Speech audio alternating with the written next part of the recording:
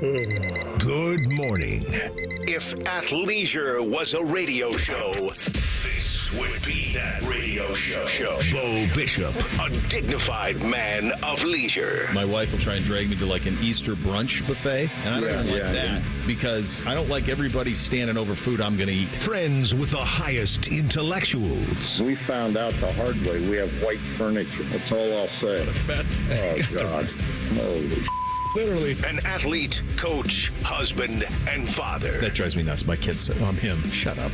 Kidding me? You're 9. You're not him. I don't even know what the hell that means. And two guys who are considerable downgrades from a former football player. They always thought that they were the friends, and I always thought that the guests were the friends. No, it's the listeners. You're listening to Bishop and Friends. So funny. We don't need a former player. Hey, you know what? What if you're both? What if you're a friend and a former player? I'm still a friend. You can keep Bishop and Friends.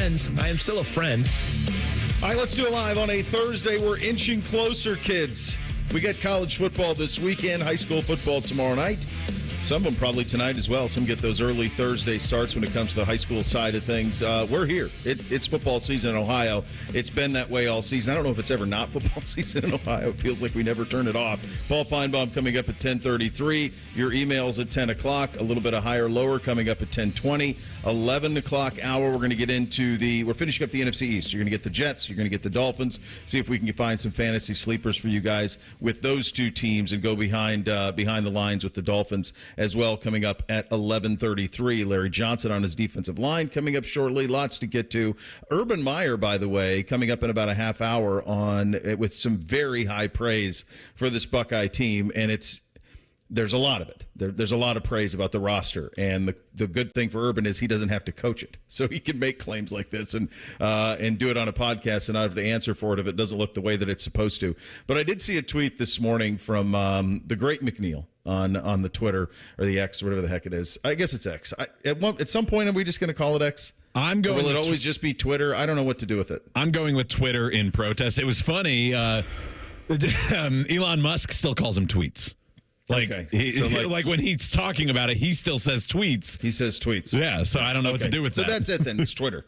It's Twitter. It is what it is. They can put the big X on it. It doesn't make a damn bit of difference to me. It's Twitter. So McNeil, who's probably the greatest, I was trying to think, like on a very short list of the very best to ever be on the platform, I would say. Like if you were doing Mount Rushmore of people on Twitter, to me, McNeil feels like right there. Like it just feels like he's right there. The idea that I don't know how long it took for people to realize he's from Central Ohio. I'm thinking go way back. I don't know how many people realize he's from Central Ohio.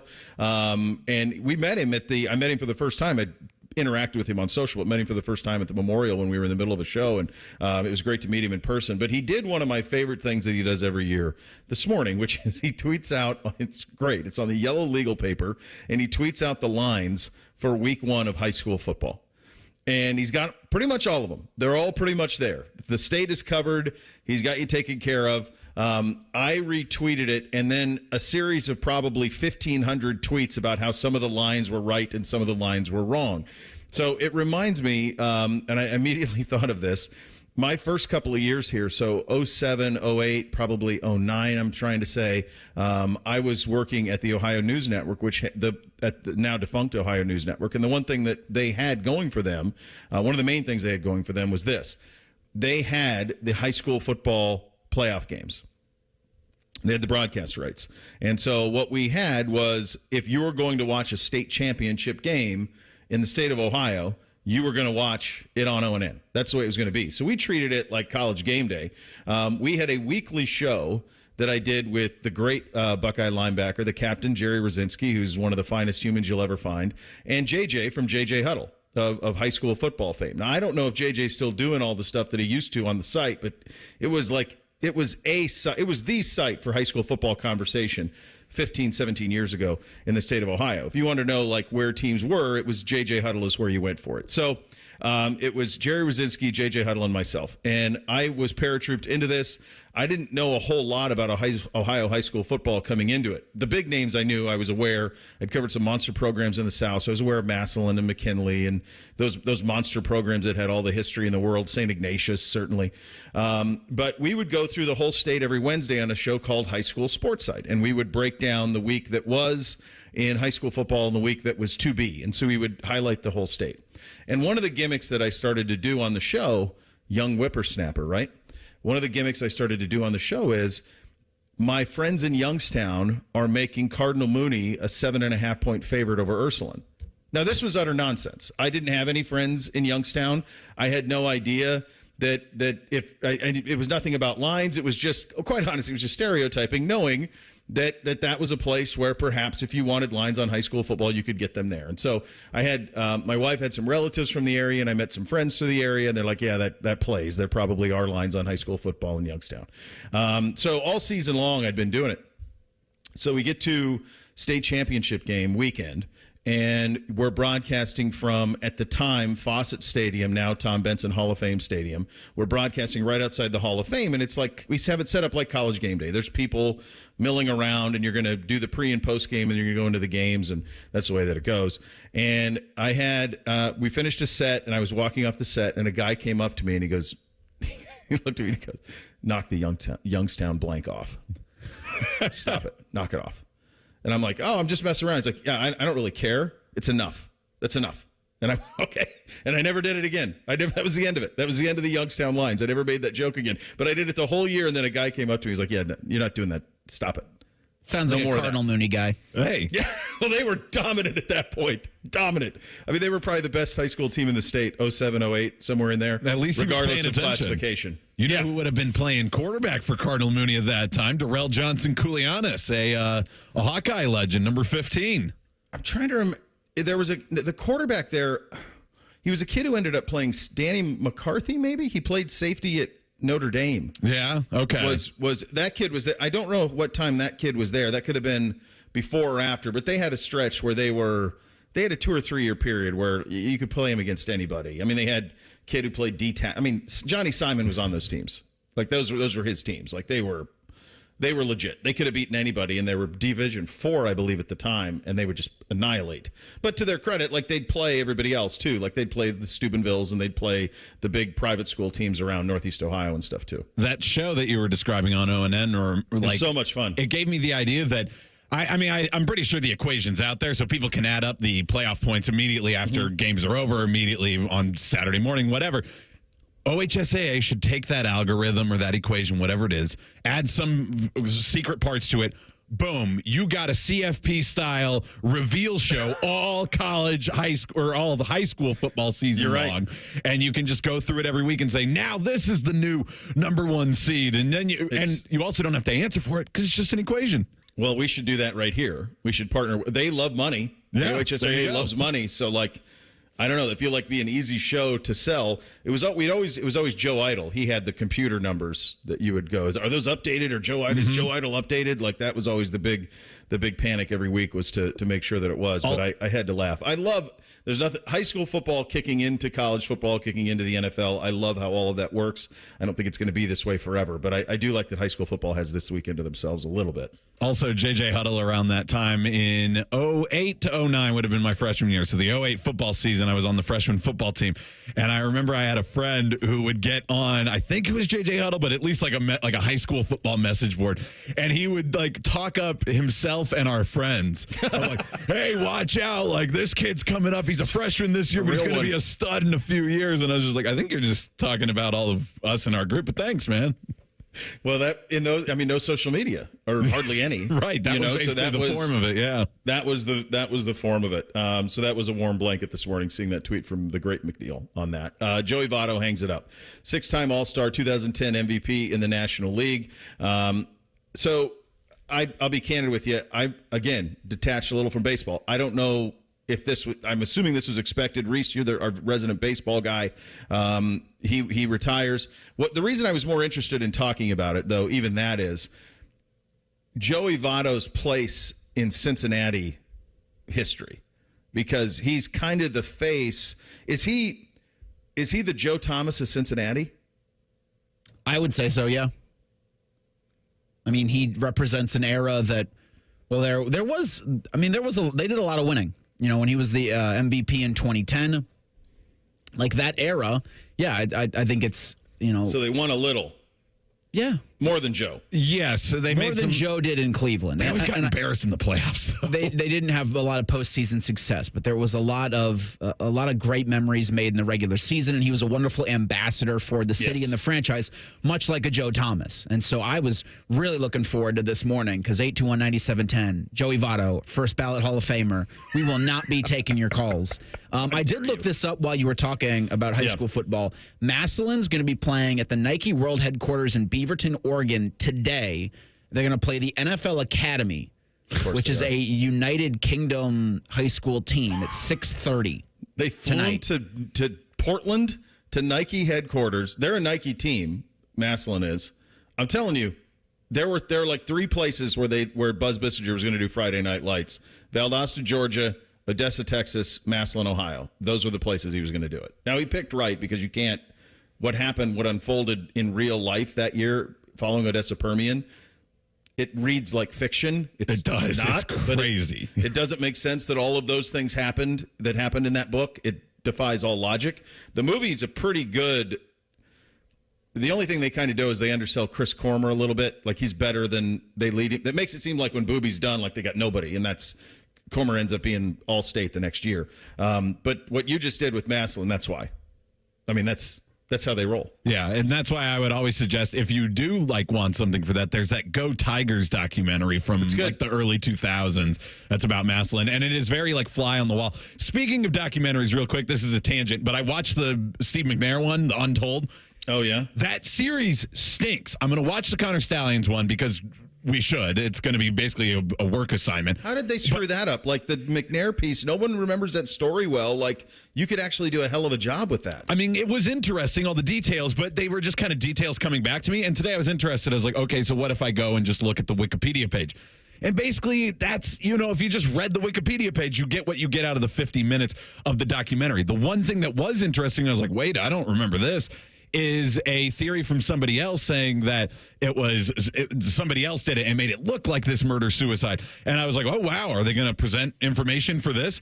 No. Then the next 2 minutes of the documentary were all the other people in the documentary saying that guy's just a conspiracy theorist and you shouldn't believe him and he's been trying to profit off this. And it's like, so they just let him throw out uncritically his conspiracy theory, give no evidence to it, and just have the people in their opinions discredit him. And I'm just like, so what is this? What extra work did you do? All they do is interview some people around it and repurpose footage from when it happened. And so the idea that it's called Untold when they just tell us things we already know, it's a terrible series. I think it is. I feel like the approach to it is, here is a sports documentary for people who don't watch sports. The problem is, if you don't watch sports and you don't, then why would you care? They treat it like why do I care about Johnny Manziel if I'm not right? If I'm not a college football fan, why do I care about Johnny Manziel? So what do I care about his side of the story? Which, by the way, is sports washed because it's not real in any way. The Florida one wasn't real in any real way. I just pulled it up. Votto in his career, so they won 2 playoff games in his career. So, considering kind of the Joe Thomas thing's kind of online. They won more. Joe didn't win anything. He had 1 year. He went 10-6, missed the postseason, never played a playoff game. So Votto won a little bit more. But, it kind of is that a little bit. He's my favorite Red of all time. Yeah, he's easy to like. Him. Yeah, he was around the whole time. He was great. They weren't, but he was wonderful in representing everything. And always a cool guy. Yeah. Always a nice guy, always really down to earth, even down to when he announced his retirement yesterday. And he did it while the Reds were in Toronto. So he went over to their clubhouse after the game. Yeah, that's true. There you go. All right, lots to get to on the program today. We're going to have Ryan Day and Justin Fry and some offensive linemen speaking after practice today at 4:30. Yesterday, we got a chance to talk to the defensive linemen. Can this defensive line finally create havoc the way they have for so many years up there? Get home, get to the quarterback. We will get to that, and we'll have those comments from Urban Meyer coming up at 9:33, off and running on a Thursday. Bishop and Friends right here on The Fan. Wake up with the Fan. Eat lunch with the Fan. Go to bed with the Fan. Dream about the Fan. Then change your sheets. Gross. Ew, you guys are gross, but stick around in case I don't find anyone else. The Fan. While the world whizzes by, enjoy a moment of me time with Tim Hortons $6 breakfast bundle. Savor a small hot or iced coffee. Then add your choice of a mouth-watering hot breakfast sandwich. and a crispy golden hash brown. Ooh. And your pick of a classic donut. Yeah. All for $6. All just for you. Make your mornings all about me time with our $6 breakfast bundle. Available at your neighborhood Tim Hortons. Price and participation vary. Terms apply. Tire Discounters announces our latest breakthrough, TD Chat BS. This software allows us to detect untruths, deceptions, and even outright lies. Let's listen in as we call a local car dealer. Hi, I drive your model of auto or truck. I need servicing. Oh, that's great. You should always call the dealer for service to make sure your warranty stays intact. Untruth. Excuse me? I can attend at Tire Discounters for all services, even for all manufacturers' scheduled maintenance. Warranty not affected. But it's only us dealers who really know our own models. Deception. Tire Discounters ASE technicians are certified experts for all makes and models. Okay, maybe. How many dollars do you charge me for? As few as Tire Discounters? We are not that much more. Outright lie. Ending call now. Bye. Adios. Aloha. Hasta la pasta. Don't miss our Savor the Summer sale, now till Labor Day. Driving this summer in a new Honda. Act now during Honda's summer event to save thousands with low 1.9% financing.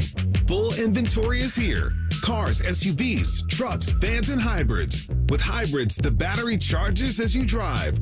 Don't miss Honda's summer event with big savings on gas or hybrid, like the 2024 Honda Ridgeline, now with low 1.9% financing. Search your local Honda dealer. See dealer for financing details. For well-qualified buyers. Offer ends 9/3/24. Your Saturdays are now full, and Sundays. And don't forget about Monday and Thursdays, too. You know the drill. It's football season. We are your home for the Buckeyes, Browns, and the NFL. If you change the channel, you're a loser. The Fan. Direct auto insurance is for uncompromisers. Like Matt. When his old car insurance got so expensive, do you think he walked until his sneakers wore out? No, because he found savings with Direct Auto so he could drive instead of compromise. With savings of up to 25% on state minimum coverage, you too can stop compromising and keep driving. Get a free quote at directauto.com or a store near you. Savings vary, terms apply. National General Group, Winston-Salem. Ohio, ready for some quick mental health facts? Let's go. Nearly 2 million Ohioans live with a mental health condition. In the U.S., more than 50% of people will be diagnosed with a mental illness in their lifetime. Depression is a leading cause of disability worldwide. So why are some of us still stigmatizing people living with a mental health condition when we know all of this? Let's listen to the facts and beat the stigma. Ohio, challenge what you know about mental health at beatthestigma.org. We're seeing more and more heinous crimes committed in Ohio by illegal immigrants who shouldn't be here. The driver of the minivan that hit a school bus full of kids in Clark County, now in custody. 52 kids were on board the bus at the time of the crash. One was killed. 22 others taken to hospitals. Hermanio Joseph charged with aggravated vehicular homicide. Hermanio Joseph is here illegally. But Senator Sherrod Brown voted to give amnesty to 11 million illegal immigrants, including those convicted of violent crimes like aggravated assault, child abuse, and drunk driving. Call Senator Sherrod Brown at 216-522-7272 and tell him to support S4689, the Justice for Jocelyn Act, and start protecting Ohio families, not criminal illegals who shouldn't even be in the country. Paid for by One Nation. www.onenationamerica.org. Fan weather. From the Logan AC and Heat Services Weather Center. We're looking at a cool morning out there. 40s and 50s will warm back up into the low 80s by this afternoon as sunshine continues across the region. Temperatures tonight dropping down into the mid-50s, mostly clear. Friday will be back up into the mid-80s out there as temperatures continue to rise this weekend. Highs back into the 90s by the Saturday and Sunday afternoon. That's your latest forecast on 97.1 The Fan. Taking the art of sports radio and day drinking to a whole new level. You're listening to Bishop and Friends. And we're sponsored by Awaken 180 Weight Loss, fast, sustainable weight loss without the medications. A solution for weight loss. Awaken 180 Weight Loss. So a couple of things from the Twitter. Al, with this, you nailed the Votto Joe Thomas comparison. Good job out of you. And he asks, am I the only Cincinnati listener? LOL. No, you're not. In fact, several more are weighing in on the Votto-Thomas comparison, and most seem like it's about right. Loyal listener Abby with this: I was blessed to be around the Big Red Machine, saw many games, even in the World Series years. Joey Votto is one of my all-time favorite Reds. When he brought to the Reds the fans in the game of baseball is irreplaceable. Beloved. I think the Thomas thing feels pretty on point when it comes to like trying to put it all into perspective. They won a little bit more than Joe won in Cleveland, but not a ton more. And there's not that type of sustained success.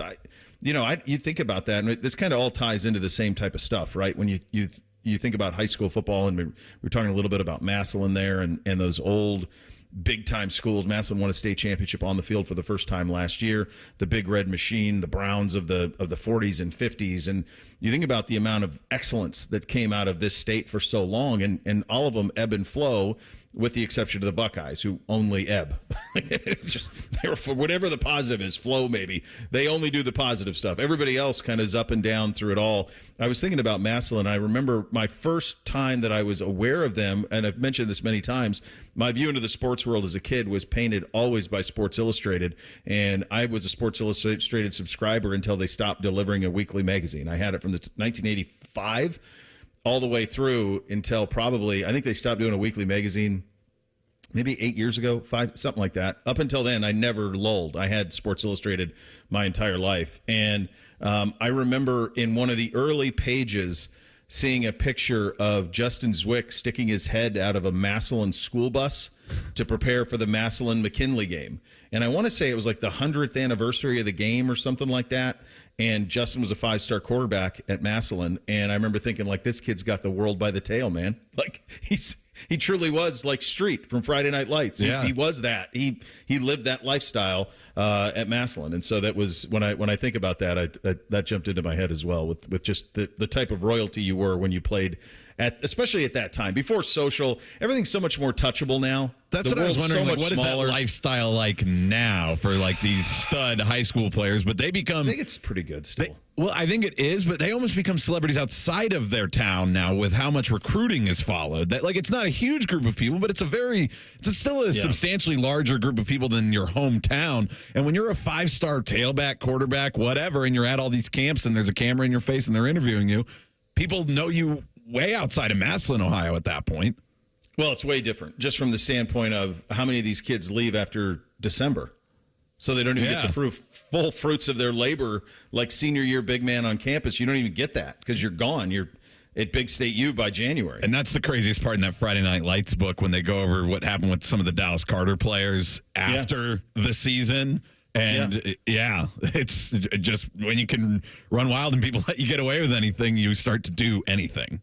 Yeah, for sure. So I think it's probably still great to be the best player in high school and all of that stuff, but it's probably not as insulated as it used to be, where a community kind of wraps its arms around you. I still think that you do. I mean, I've been to a lot of Friday Night Lights over the last, since 07 in the state of Ohio, and there's still a lot of awesome places. Like you played at one of the awesomest, both of you guys, UA too. I mean, like UA and Centerville, those are iconic brands, iconic places to be an athlete, both of them, and big schools, right? And so when you think about, like, I'm guessing if you go to UA on a Friday night, and I don't know if they're home or not this Friday, or if you go to Centerville to an Elk game on Friday, it still has all that juice, doesn't it, Reese? Like, if you went to UA Friday, you'd still have it. Right now, the Golden Bears are a 14.5-point favorite against Glenville. So the over-under is 46.5. I like the under on that one, but it was always really cool, on a Friday night when you're kind of just goofing around on the field, because I didn't play very much, but when you can kind of see people trickle in, because there's I don't know if there's great parking now around the stadium, because they did that gigantic renovation, but people would walk. People would park on the side streets and walk, and you kind of just see everybody flow in, and it was always a really cool sight on a Friday night. Yeah, it was always the one place where if I had to go cover UA games when I was at Channel 10. Sorry. I was like, my God, where are we parking? Parking stinks. How are we gonna? And they would usually let us in. You see the Channel 10, they let you in, and you park right up near the front. But like, just land the helicopter right at the 50. Oh, dude, that you was and Dami. When we used to chopper to games, that's when we were living. When we would, like, you'd go out, like, I remember covering games with Joe Burrow down in Athens at the Plains, and we'd fly the chopper in and, like, land. Like, the game's going on, and we're landing chopper 10 down there. You want to talk about cool. That was pretty damn cool. Go ahead, Chubbs. I like the inverse, too, when you're leaving, because it's one of those situations, like leaving any venue, but it feels a little more city-like than being at any sort of thing that just is in, like, a smaller town, because not only are there a bunch of cars, but there's also a bunch of people on foot, which makes you a little confused. It's like, well, how is there traffic on both of them? But it's like the only time where you're in your little hometown, relatively little. Centerville's not that small, but it's not a city, where there's like people out on the street and they're all walking somewhere. Yeah. And so we'd all walk up. It was probably 2 or 3 blocks up to like the center of town. There was a Grater's ice cream and stuff. And you would do that after the game. And that was fun too, and different, and something you don't get any other time of the year for any other event in Centerville. Is it the last? Boy, this is probably a topic we could have led the show with tomorrow, but we've kind of stumbled into it. Is high school football like the last high school football in Ohio on a Friday? Is it the last hometown, everybody kind of still does it together thing that there is? Because I don't see it in hoops the way that I did when I was a kid. And then spring, everyone's kind of split up and playing their own things, but it still feels like, I was just having this conversation with my wife, it still feels like on a Friday night, the town still goes and watch, at least early in the season. Now, I've been to games late in the season, like playoff games, where like the students don't go at all because, of course, the OHSA sticks it to them. And so like the student section's largely empty in some of these things. But like early in the season, it feels like it might be the last thing where you see the whole town. You know what my theory is on that, especially with athletics, is football doesn't have travel teams, doesn't have AAU. You play for the school in those years leading up to it, and you don't play for anybody else. There's no split allegiance with your youth football. All right, I'm trying to think of how that's certainly a contributor. We don't have 7-on-7 yet in the state. Now, I mean, you do the camps and stuff, but you definitely don't play for a club team. You don't play for an AAU So team. people see these kids all throughout the years growing up playing for the same, wearing the same colors for the same team. They're feeding into the high school program. I think that's a huge factor with it. I think that's fair. Yeah, I don't have a problem with that. I think that's pretty fair. But it is. It's special, and it's one of those things that tomorrow night and a lot of people, there's going to be some teams probably going tonight, but for everybody Friday night, it still has that civic thing to it that I think is really cool and the crazy thing is the experience that we just outlined, whether it be Centerville or Upper Arlington, is a similar experience that you would have in the Deep South out west. Certainly where I grew up, you would have it where the whole town would come to a game, like all of that. It still kind of has that one heartbeat of a community thing that nothing else really does. Urban Meyer with some very high praise for this Buckeye roster. We will get to that coming up next. Bishop and Friends right here on The Fan.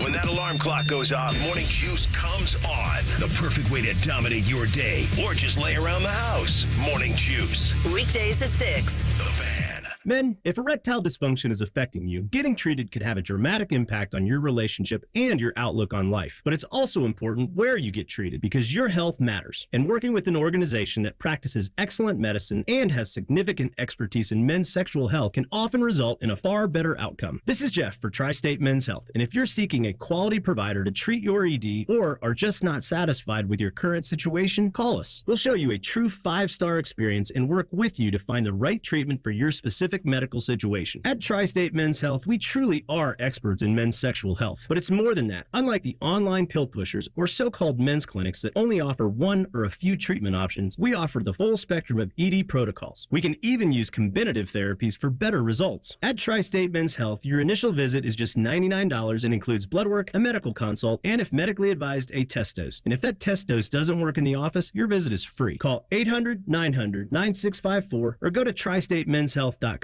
The delicious ice-cold taste of Dr. Pepper has a lasting effect on people. Lindsay from Sacramento said, Pro tip, 40 degrees is the perfect temperature for an ice-cold Dr. Pepper. Why is 40 degrees the perfect temperature for Dr. Pepper? We brought in Sue from Duluth, Minnesota to tell us. Oh, yeah, I know a thing or two about cold. Oh, that right there is the perfect kind of ice cold for Dr. Pepper. I'd share that with my friend Nancy. She likes Dr. Pepper, too, you know. My cold All right, that'll be all, Sue. Having a perfect temperature for your Dr. Pepper? It's a Pepper thing. Inspired by real fan posts. Hey, what's up? It's T-Bone. Do you love cars as much as I do? That might be impossible, but if you think you do, you need to get to Cars and Coffee at Valley Ford of Columbus this Saturday. It's the day to drive in your vehicle and show it off. There's no fee, so tell your friends too. Bring their cars out this Saturday, and it's a Ford F-150 celebration. See all the great trucks and cars this Saturday from 10 a.m. to 1 p.m. Food and fun for you and the whole family. My guys and gals at Valley Ford of Columbus have Cars and Coffee this weekend. And as always, check out their selection online, valleyfordofcolumbus.com. Sundays are time for brunching with your favorite people. And when they don't invite you, listen to us instead. Fan Sports Sunday with Tino and Devere Posey. Sunday morning starting at 11. The Fan, Ohio sports destination. Get Eco. Hey, Aaron. Hey, Jerry. You seem pretty happy this morning. I invented a song. You know songwriters have an actual word for inventing a song. Everything we want people to know about eco. Ready? Can't wait. Get Eco. G-E-T-E-C-O. Get Eco. They can really go. Get Eco. For your Cinco. Fix and a Blinko. You'll think-o. Hooray. Get Eco. G-E-T-E-C-O. Get Eco. You'll be cool like snow. Get Eco. Like an ice Ringo. Puerto Rico. Get Eco today. What do you think? You know we don't serve Puerto Rico, right? I do know that. I mean, the drive alone from Ohio is like, geez. Way too far. But you ran out of rhymes for eco? You gotta admit, the rest is pretty catchy. Oh, it's earworming already. Get Eco. As is that thing.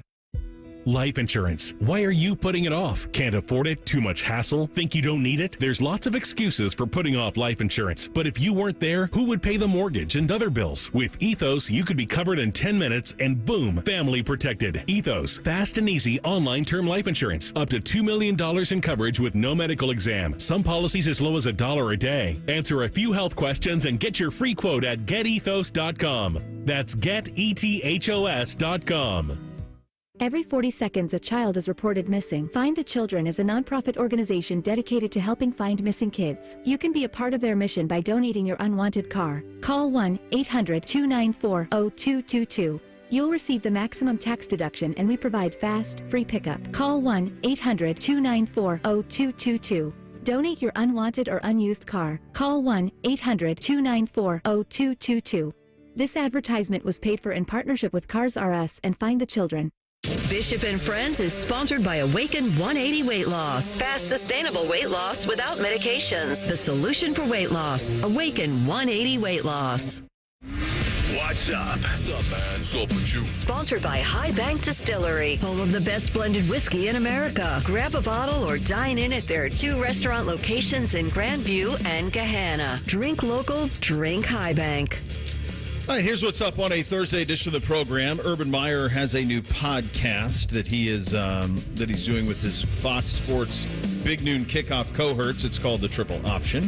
Urban has been saying what he's about to say for much of the summer. You're going to have a listen to it. There's a lot that kind of goes into making a statement like this. Urban never one to mince words, so when he says something like this, I pay attention to it. Here is Urban from his Triple Option podcast on the talent on the Ohio State roster. I talked to Jim Tressel about this. I've read about him. I've watched him. This might be the best roster in college football in the last decade.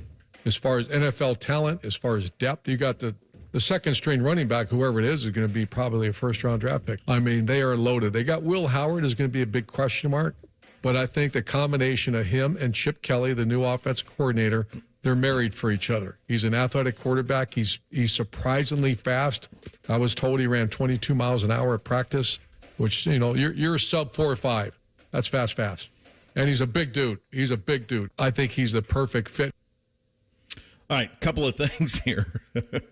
One, most talented college football team of the last decade is a heavy statement because you think of some of those Georgia teams, you think of Alabama in 2020, you think of LSU in 2019, and when you talk about NFL players on a roster, go look at them. The LSU 19 team probably had the best combination of quarterback and receiving talent, maybe in the history of the sport, all on one team. I wait for whoever could challenge it. When you talk about Burrow, Chase, and Justin Jefferson on the same roster, the third receiver was a dude like Clyde Edwards-Helaire was a first-round pick. Like, that was Delpit and Greedy Williams and all of it. So that LSU team was absurdly loaded. The 20 Alabama team's absurdly loaded. He went back 10 years on it. So that takes you back to his team in 2015, which was as talented as any team we've ever seen around here. They didn't play to that talent because there were about 1 million different burdens. And we're going to get to the burden because he comments about that in a second too. And my hunch is that he's having flashbacks to 2015 a little bit. But that's a heavy statement to say that. Usually in college football, the most talented teams win it. Most of them do. Most of the Georgia teams who you would say were the most talented, they win it. That Alabama team won it in 20. That LSU team won it in 19. The 15 Buckeye team didn't, but they won it in 14. So usually if you have the apex talent, you win it. Now you're dealing with a 12-team playoff, so that's kind of a wrench in the plans that we're not normally used to. So that jumped out to me in terms of the gravity of that statement and what you're putting out there. The second thing that I thought of is it's easy for you to say. You don't have because when you have the most talented team of the last 10 years, okay, beat Michigan, win the Big Ten, forget winning the Big Ten, beat Michigan, win the national title. That's all you got to do. Beat Michigan, win the national title. If you don't do that, then what the hell happened? It kind of reminds me of something that I always say, like, because we'll get these tweets during the season sometimes. It'll be the middle of the year, and we'll start talking about the Michigan game and how do they match up right now. And people will be like, hey, 1 week at a time, focus on the next opponent. It's like, I'm not on the team. And you know what? Yeah. Urban Meyer's not on the team anymore. Yeah. So he would never talk about this being one of the most talented rosters he's ever seen in college football or in the last 10 years if he was still the head coach. But he's not the head coach, so he doesn't. That's not his job to worry about keeping those players motivated. So you're getting even more candor from him, and a guy who was pretty forthright even when he was wearing the scarlet and gray and the black O on his chest. But that stood out to me, and it is definitely going to be up there. I think what's hard to evaluate the most talented roster in college football is most of the time we do it with, one, the performance of that team in that year, and then we also back rate it. So that's why the LSU one has become even more impressive, because we've seen what those receivers have done. We've seen what the guys from the defensive side of the ball have done. Georgia is now cultivating that and pulling that in from it, that those years of those national championships. Look at how many Georgia guys are now littered across NFL squads. And really the biggest example you can think of this is when you look back at those early 2000s Miami teams. Yeah. And you go, oh, wow, that's an NFL guy. That's an NFL guy. That's an NFL guy. And sometimes it gets even stronger because who knows? Maybe James People is a 1,200-yard rusher in the NFL. We don't know. He's a freshman, but we'll get credit for that in 5 years if people look back on this roster and say, even James Peoples was there. Yeah. I think if you polled college football, you could use a scientific place like X, or the artist formerly known as Twitter. The only people that would tell you Ohio State doesn't have the most talented roster in college football have a winged helmet in their Twitter avatar or a Georgia fan. Everybody else, I think, would tell you that this is you'd have to look at everything that's been done in the offseason and the talent that's been brought back from the defense last year. And I think everybody outside of those two groups of crazy people would tell you that this is the most talented roster. And that's why I think with the Ryan Day stuff that's been said over the past couple of days, I know even Paul Finebaum kind of got into it, saying he could see a scenario where Ohio State moves on from Day if he doesn't get it done with this roster. Depends on how you define getting it done. People ask me that all the time. I done some radio hits in the last couple of weeks, just, previewing the same thing we're doing, 20 most interesting, like let's check in on the Buckeyes. So I've done some out of market radio hits.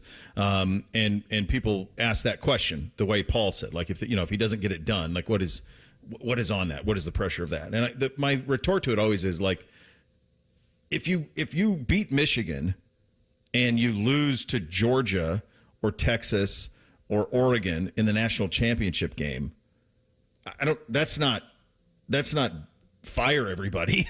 Like we're going to have a different way of looking at college football with a 12-team playoff. You're going to have to start looking at it much more like we look at national championships in college basketball, where it's, did you get to the Final Four?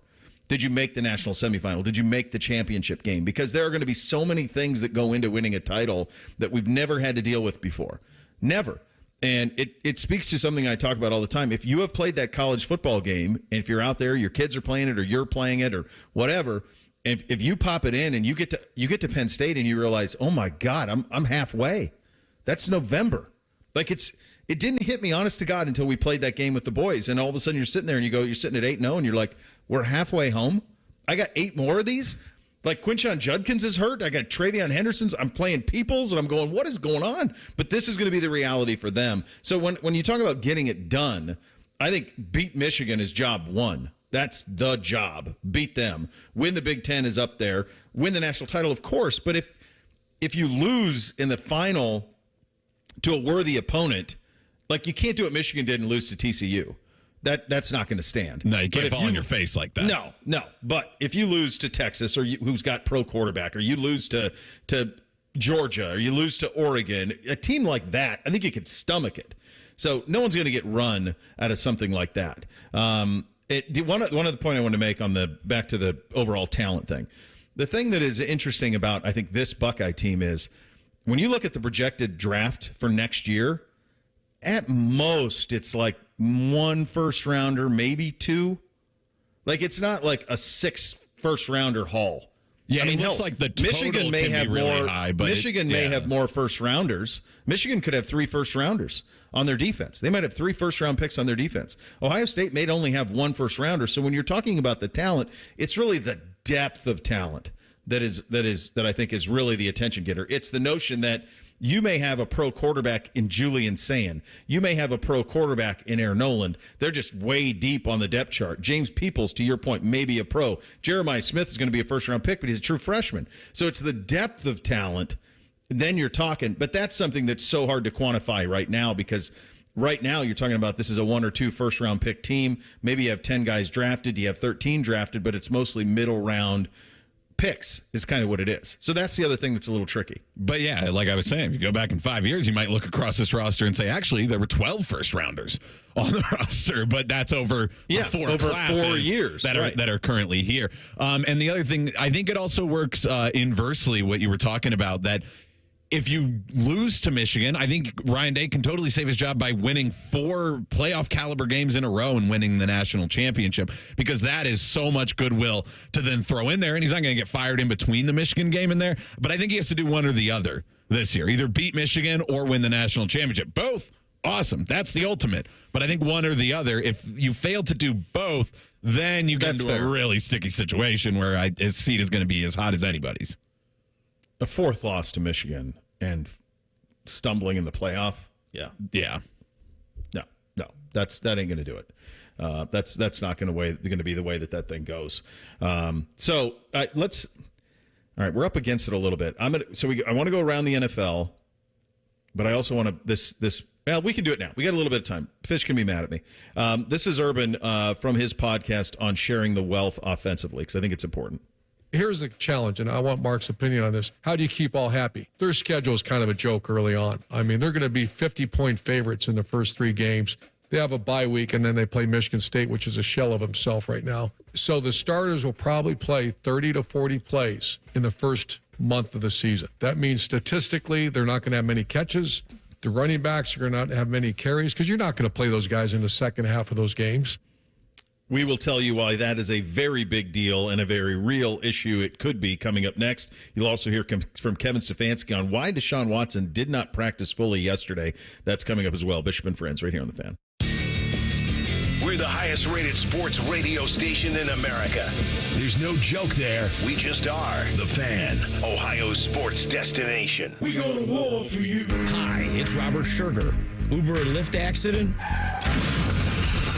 At Sugar Schnarr Trial Attorneys, we know the law and we'll fight for your rights. Call us at 877-WARFORYOU.com or visit warforyou.com for a free consultation.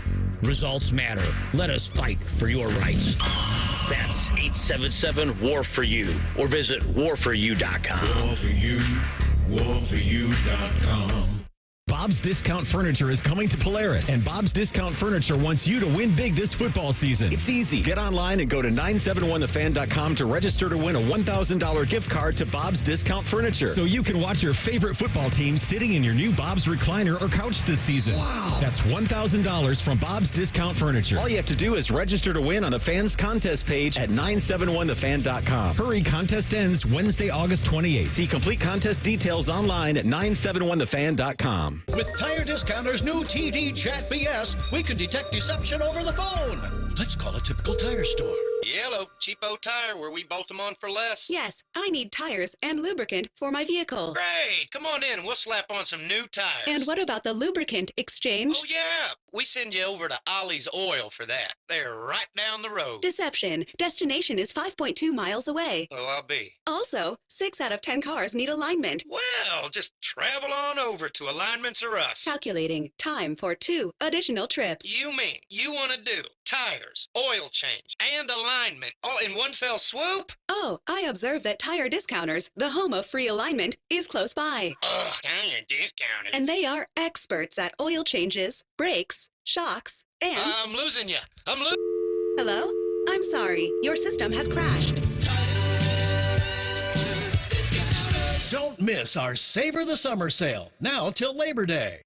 Rothman and Ice. People that are innocent react much differently. People say, okay, they could be putting on an act. But most people who are wrongly accused can't wait to have their day. Rothman and Ice. Weekdays at noon. Sponsored by Pella Columbus. The Fan. Bobby Carpenter here for Germain Toyota. Ready for a new ride? Swing by Germain Toyota, ask for my friend Marcello, and discover unbeatable deals and a wide selection of new and certified pre-owned Toyota vehicles. Visit GermainToyota.net and drive away in style today. Germain Toyota on the corner of I-70 and Bryce Road.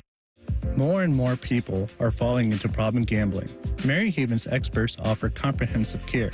You and your loved ones can count on mental, emotional, and financial guidance. Confidential and judgment-free. Go to maryhaven.com today. Have you lost Ohio Medicaid? At healthcare.gov, you can find a low-cost, quality health plan. Do plans cover doctor visits? What about emergency care? And prescriptions? All covered and more. Plus, with the new law, 4 out of 5 customers can find a plan for $10 or less per month with financial help. Healthcare.gov is here for you. Enroll today for coverage starting the 1st of next month. Paid for by the U.S. Department of Health and Human Services. New season, new faces, new stories. Let's go! NFL Plus Premium gives you more access to the sport you love. Watch future NFL stars take the field in live, out-of-market preseason games. And become an insider this season with access to NFL Red Zone, game replays, NFL Network, and more, all in one place. Sign up today at plus.nfl.com. Subscription required for NFL Plus Premium. You've got to watch your NFL team every Sunday, and Verizon's got you covered for all your team's out-of-market games every Sunday afternoon. Come on! From kickoff to sign-off, from first downs and touchdowns Right. to turnovers, no, and overturned plays. After review, the pass was incomplete. Nice! Let's go! This season, win every Sunday with Verizon. Get a great deal on NFL Sunday Ticket from YouTube and YouTube TV and a new phone. Excludes digital-only games. Terms and embargoes apply. The Fan Guest Hotline is sponsored by Federal Elite Heating and Cooling and Bryant, doing whatever it takes to keep you and your home comfortable. The Fan. They'll offer betting advice, but don't bet on it being good. You're listening to Bishop and Friends. All right, you heard that soundbite from Urban talking about, 30 to 40 plays. So then he's talking about stats. This is the bet that that Ryan Day made to answer that problem. And it was a very real problem in 2015. Very real. There was tremendous burden on Urban to try to satisfy and make everybody happy from a touches standpoint. Braxton Miller's a great example of this. Braxton went from a quarterback to a receiver. And he's like, I got to make this guy a pro receiver. And Braxton tells the story of Urban working with him individually to try to make a guy who had only played quarterback, despite absurd athletic ability, try to make him an NFL receiver. And so they force-fed him a lot. There was tremendous burden in 15 to get Cardell and JT and Zeke. And it's so many to try to make him happy. This is the bet that Ryan Day made that Urban Meyer could not make in 2015. Ryan Day is betting on 16 games. If he gets the 16 games, we did this a couple of weeks ago in The Real Truth, he can have 2 1,000-yard rushers. He can have 3,000-yard receivers. He can have a quarterback throw for 4,500 yards. It's 16 games. So statistically, you're going to be able to stack it in a way that you couldn't in 2015. And so that's the bet. Don't pay attention to how we're accumulating stats in September, because to Urban's point, they're 50-point favorites are going to play 30, 40 plays.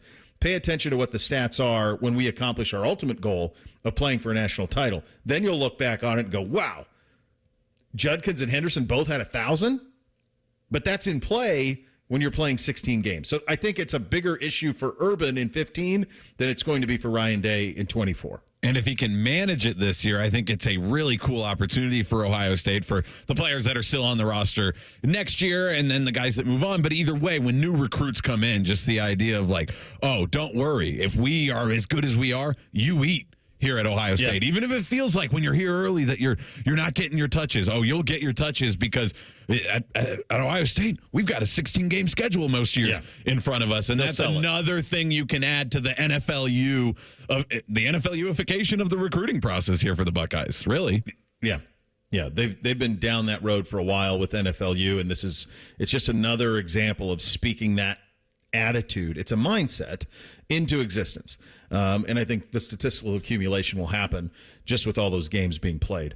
Urban is one of the most direct human beings you'll ever get. And the crazy thing about him is he's pretty much exactly the same in front of a microphone and a camera as he is when one isn't in his face. He's direct.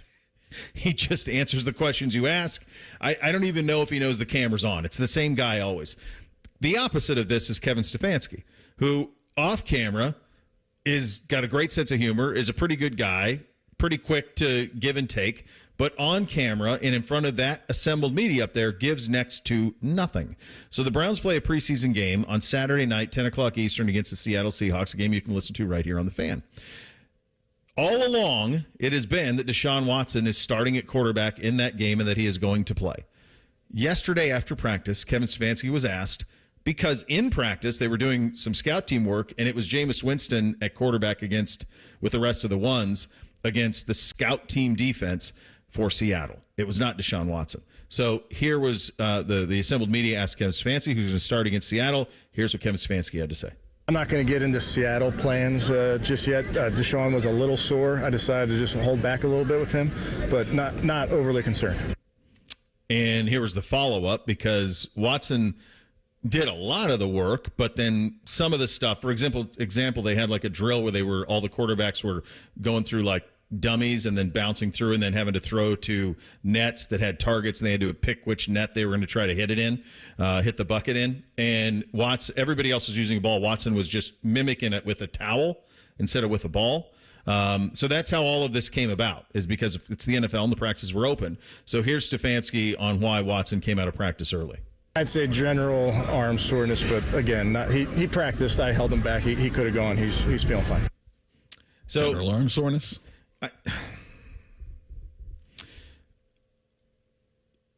It's exasperating, right? Mm-hmm. Because this is 3 years of it, and you're like, wait a second. He said back in spring that he was green light, full go to rip it. And now here we are, August 22nd, and we're still doing now he had a major surgery. I'm not minimizing. The surgery was a major surgery that he had on his shoulder. But the idea that it's not I just think if they were a little bit more direct in their messaging and just said, he's out, he's not all the way back, he's not going to play against Seattle, then it's done. But when you have this nebulous approach of like, I don't know anything really. Yesterday was Wednesday. They're flying today to Seattle. Like, what in the heck? And the problem that I think you run into... Why make it so hard? With Kevin Stefanski and the way he talks is that, like, the one, like, kernel of information in those two cuts, and it's only 13 seconds total between the two of them, is general arm soreness. But that's so vague that it just creates a bunch of different questions. It's like, wait, is general arm soreness something that Deshaun Watson can be put on a shelf for all, at any given time? Or is this related to his recovery from his surgery? We still don't know. Is this something is general arm soreness going to be something that comes up all season long for Deshaun Watson? How often is he going to be available? How often is he going to have to sit down for that? Just say what's happening. Just say, yeah, he's still recovering from that surgery, so we're just holding him, just being cautious with him. And that is so many less questions and so much less confusion. It's like, and to be safe, he's going to be on the shelf for Seattle. Even though we had planned to do it now, we're seeing it. But or I don't care which direction it goes, but just it doesn't matter. Something. Just tell the truth. Like the first one where he says, we haven't started to plan on Seattle. Like, what? Yes, you have. We know you have a plan. When you say just tell the truth, I'm not sure how good. I'm not sure if you want the truth out, because that's what it screams to me is they don't want the truth out there. This seems so easy to say because the arm is connected to the shoulder bone. Like I've done and passed high school physiology. I've done this. Like I understand if his arm soreness is a factor or a byproduct of him rehabbing from off-season shoulder surgery, easy for me to say. Okay, fine. Then don't play him in a preseason game against Seattle. But if you've been saying all this time, to your point, that the plan was to get him in, the plan's to get him reps, and now it feels like the plan's changed, but on Wednesday you don't want to get into that plan for a Saturday game. For a preseason game, Reese. I get real concerned. It's a preseason game. This isn't the Cowboys. It's a preseason game. Yeah, this is not going to play. Not something you need to dance around. You can just be direct. Who cares? Just say it. Nobody's going to care. How do Stefanski and Andrew Berry keep track of all the things they say? Because they're all so vague. I just think if you say nothing, then you don't have to keep track of it. But you never say anything. So if we don't say anything, then we can get away with it. Yeah, it's tough. And I think it leads to a contentious thing between them and the beat that doesn't need to be there. And it's naturally there anyway. And it leads to, what Reese's headspace of this is what it tells me. It leads to all this interpretation. Just say it. Be done. That's it. It seems pretty simple. A couple other real quick notes from the NFL. Bo Nix named the starter in Denver. So as of right now, Michael Penix and Drake May not starting. May could end up starting, but Bo Nix is starting in Denver. And this was interesting from Steelers quarterback Russell Wilson. He expects to play in the preseason finale. We're playing. Yeah, we're all playing. I'm excited to get back on the field. Last week was great to get out there for the first time, putting more pads on, everything else. And obviously, we didn't get the win and everything else. But I think the big thing for us is just extra. Oh, my God. Remind me not to read a Russell Wilson quote anymore. There's no wins in that. We'll hit your emails coming up next. Paul Finebaum at 11:33. Bishop and Friends right here on The Fan. Here's a listener tweet. Can I tase Common Man in the nuts? Fine by us, but he may like it. Common Man and T-Bone. Weekdays from 3 to 6. The Fan. Common Man here for Care Heating and Cooling. Weather is unpredictable, but the inside of your home should be comfortable just the way you like it. And the best way to avoid those unnecessary surprises is with a care plan. See, with a care plan, you get priority service, system maintenance in case of an emergency. Just another way to give you and your family peace of mind. And maintaining your systems properly can help save you money. A properly maintained furnace and air conditioner run more efficiently, reducing your utility usage. Regular maintenance also prevents breakdowns and extends the life of your equipment. I'm on the care plan, and I'm quite the expert. I'll stop by and give your system a once-over. I will. Don't tempt me. I end every commercial the same way, telling you to hire Care when you need a company you can trust. It's not just a slogan. That's the Care creed. How about this? Lennox. They have thousands of dealers nationwide. HVAC royalty. Last year, Lennox gave Care their coveted Partner of the Year award because they're trusted by their customers and their partners. Care Heating and Cooling. Call 1-800-COOLING or book an appointment online at careheatingandcooling.com when you need a company you can trust. At Kroger Pharmacy, Care is making it easy to get vaccinated. Care is helping you stay protected from flu, COVID, and RSV. Seasonal vaccines are available 7 days a week with evening hours. Care is giving you a shot at staying healthy this season. Walk in whenever is best and get multiple vaccines in one visit at your local Kroger pharmacy. So come and get the protection you need while protecting those around you. Kroger Health, a world of care is in store. Visit Kroger.com/vaccines for more. Restrictions and exclusions apply. See site for details. This is the story of the one. As a facility technician installing a new welding station, he knows getting the ventilation right is critical for safety. That's why when questions arise, there's Grainger. Grainger offers detailed technical product information online at his fingertips, so it's easy to find what he needs. Because when it comes to safety, having answers means he and his people can breathe a little easier. Call, click Grainger.com, or just stop by. Grainger, for the ones who get it done. Summer may be slowing down, but the deals at Vivid Seats haven't. Whether it's scoring MLB tickets for a night at the ballpark or locking down the biggest matchups for the upcoming football season, Vivid Seats has you covered. With the only rewards program in the game, plus an amazing selection of tickets, Vivid Seats has something for every fan. Catch the deals you want for the games you crave, all backed by a 100% fire guarantee. Just visit vividseats.com or download the app today. Vivid Seats, the official ticketing partner of ESPN.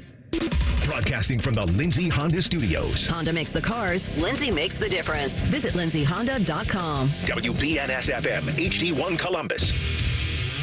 The Fan. Sports Center. Good morning. I'm Eric Reeser. The final week of the NFL preseason begins tonight in Cincinnati. The Bengals host the Colts at 8 p.m. Joe Burrow not likely to play in that one. At 8:20, the Chiefs will host the Bears. Chicago looks for a perfect 4-0 preseason, but won't play Caleb Williams tonight. KC won't play Patrick Mahomes either. Saturday night at 10 p.m., the Browns wrap up their preseason in Seattle. No official word on Deshaun Watson. Earlier today, Cleveland traded kicker Cade York to the Washington Commanders in exchange for a 7th-round pick. The Browns drafted York in the 4th round back in 2022. In baseball, the Guardians and Yankees play today at 1:05 in the rubber match of their 3-game set. New York won last night in the Bronx 8-1. As for the Reds, Cincinnati won in Toronto Wednesday 11-7. Redlegs are in Pittsburgh tonight to take on Paul Skeens and the Pirates at 6:40. This update's brought to you by Germain Toyota, the best selection of new and used cars in Central Ohio. View their full selection of vehicles online at germaintoyota.net.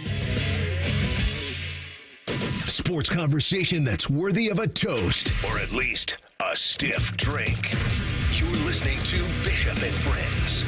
All right, before we get to the emails, this happens now that I'm old, man, in my 40s. Every once in a while, I will put two memories into one, and so I think I did this with the Maslin thing. So I remember both things individually. I just sandwiched them. So Zwicky is in Maslin with his picture looking out the school bus. That's it. But that is far later from the story of the 100th game, which was in 1994. Now, so I put those two things together, and then I had somebody found the link to 1994, sent it to me, and I retweeted it, quote tweeted it out. Here's the thing that's amazing about, there's a couple things that are amazing about 1994 Maslin-McKinley game. So it's the 100th anniversary. I just reread the story in the break, or as much as I could of it. It's written by Lee Montville. So Lee Montville is one of the best American sports writers, best American writers of the last 50 years. And Sports Illustrated dispatched him to cover a high school football game. Like, this is the guy that would write about the Lakers and the Celtics in the 80s. And they sent him to Maslin, Ohio to write about a high school football game. So that jumps out. The quarterback for McKinley in 94 was a guy named Josh McDaniels. He was the quarterback. So he was the quarterback. He was also the kicker. He missed his dad was the coach, missed an extra point that allowed for Maslin to win 42-41. This was in 94. So this was when I was in high school. So I remember reading that story as well. The Zwick thing came later when Zwicky played there in the early 2000s, late 90s, early 2000s. So that's where that is. But I just retweeted if you want to read it. It's in terms of like just literature, like just it's as leader writing as you're going to find. And it's very simple. It's very much like Friday Night Lights. So you talk about you can't make all this stuff up, and then Josh McDaniels becomes who he becomes. Wild. Yeah, just it's funny how all those things connect, and like when memories get jumbled up in your head like that, but then you pull them apart and you're like, actually, it was the reason why they're jumbled up. It's because it's two interesting stories, and then that shows just what Maslin has done, as you mentioned, just winning the state championship last year.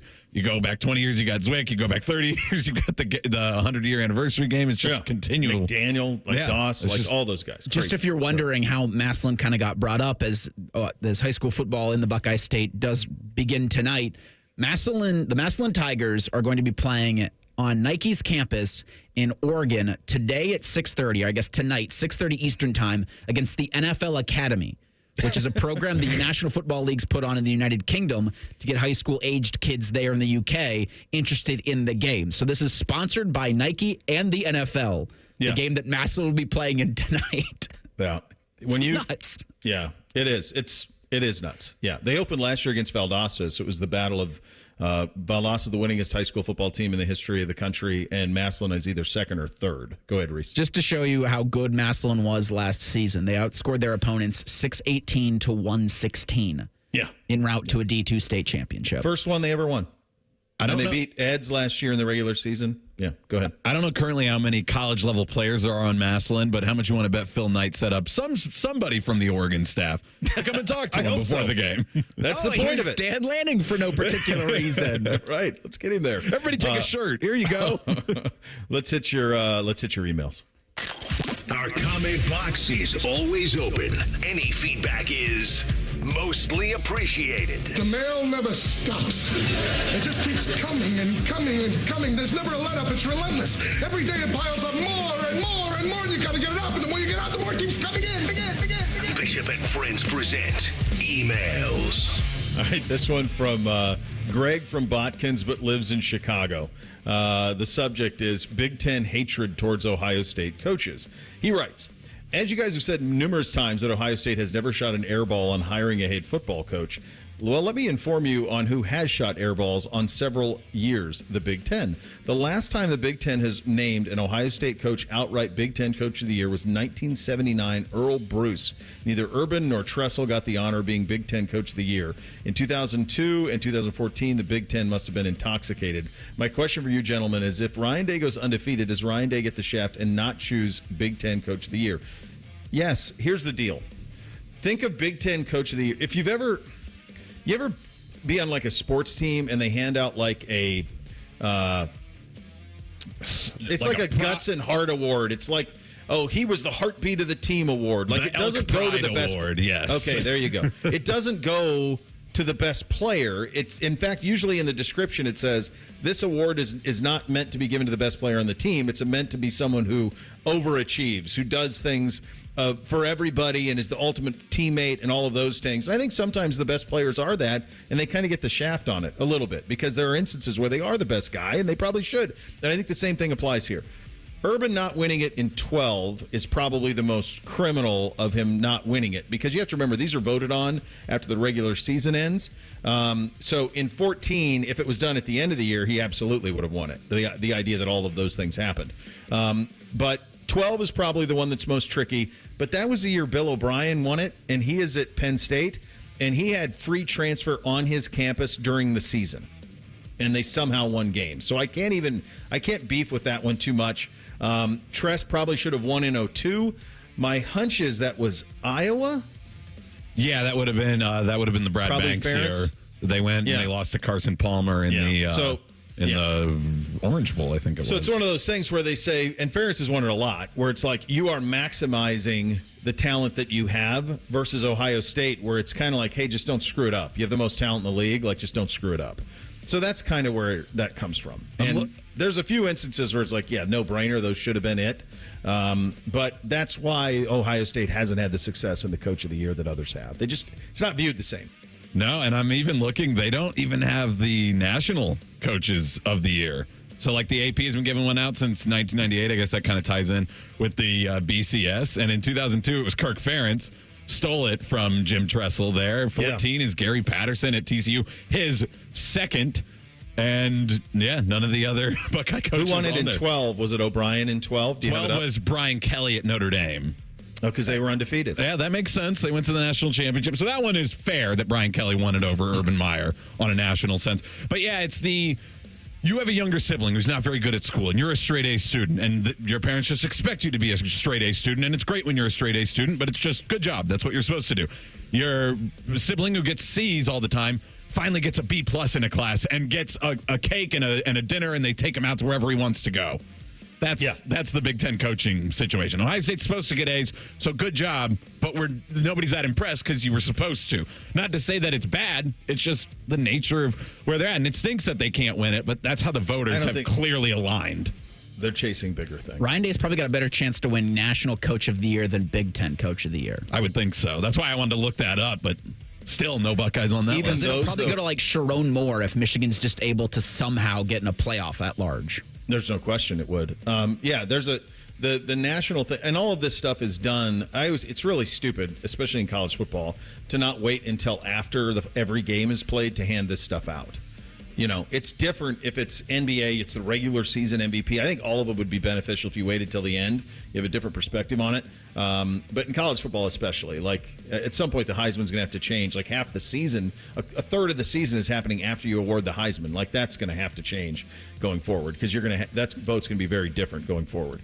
All right, this one from Matt. The subject is overrated, underrated, so he gets the show. Hey guys, love the show. Which team currently ranked inside the top 10 won't be a playoff team at season's end? And which team outside the top 10 will be? So this is one of those things that you're kind of always paying attention to is who. I think there's several candidates inside the top 10 who won't be. Would it shock? Texas had a lot of injury at running back. Would it shock me if this robust schedule they're playing drops them out of the top 10? Do they have 3 or 4 losses? It would not shock me for them. They basically have the one great year, but kind of middling for the last decade plus. It's a lot on Ole Miss to be able to lock it down and get it done. Notre Dame feels like minimum they're going 10-2.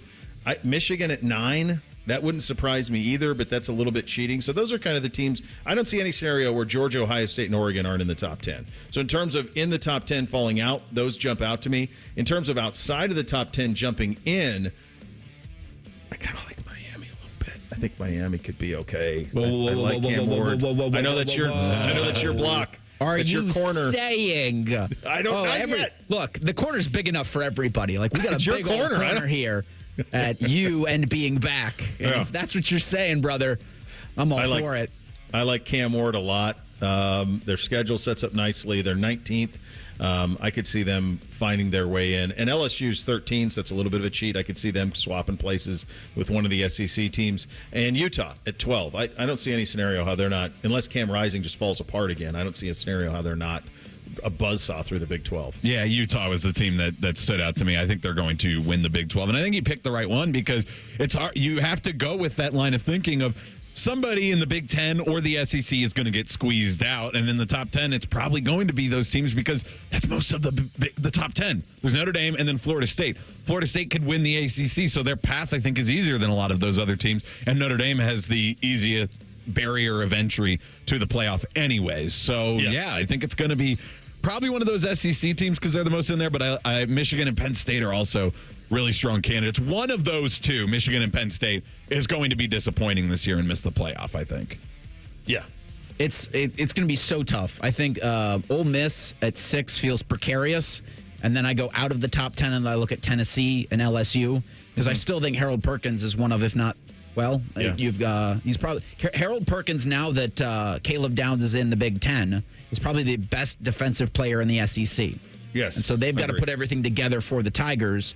But I think you could see LSU in the top 10. I'm going to go out on a limb here because I think I said a couple weeks ago Oregon was going to fall on their face and fall out of the top 10. I even might have said as hot as not ranked at the end of the season. So I'll keep with the Ducks, but I'll stick with my SEC pick of LSU.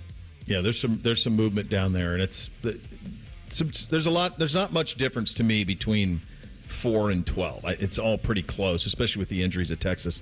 Last one, this one from Jason. The subject is long-suffering Browns fan. So, Reese, you can certainly relate to this. He says, quote, I have a newborn son. Am I required to push my teams on him? No. All right. Here's how I did this. I did not do this. I let them pick whatever they wanted. And the reason for that is my parents my dad and my uncles especially, really pushed the teams that they liked on me, and so I was antagonistic at a young age, so I went opposite. So they all like the Celtics, so I like the Lakers. So it was that type of a thing. They'll find their way home if you're wanting that. And Ohio State's the easiest thing ever because they win, so that's such a no-brainer to be able to do. But I don't think you have to. I think they'll find their way home, and it'll be more satisfying when they do. You definitely don't have to push it on them. Are you familiar with the Amish tradition of Rumspringa? I don't have any idea what that is. So J-Lo and I recently discussed what we're going to do because she is a Jets fan and I don't have a super strong NFL allegiance. So she's like, we're going to be a Jets household. And I say, well, when we have the kid, we can, because we'll be in charge, we'll be the parents. Yes, we will say that we are Jets fans, or at least J-Lo is, and we're watching Jets games and you should like the Jets and your grandparents like the Jets, all that kind of stuff. But I said at around sometime in their teenage, we let them go on a fandom Rumspringa, which in the Amish community is where at 16 usually kids are not as held under all the Amish stuff, and they are not under their parents' control on the weekends, and they get to go and experience other things. So I want my son to take a fandom Rumspringa and go and root for another team for a year. Maybe hop around and see if there's any other teams you like. Try the Bengals, try the Browns. What age did you say? Sometime in the teenage. It's 16 in Amish. I would think like 13 for a kid. They're going to push back before 13. Yeah.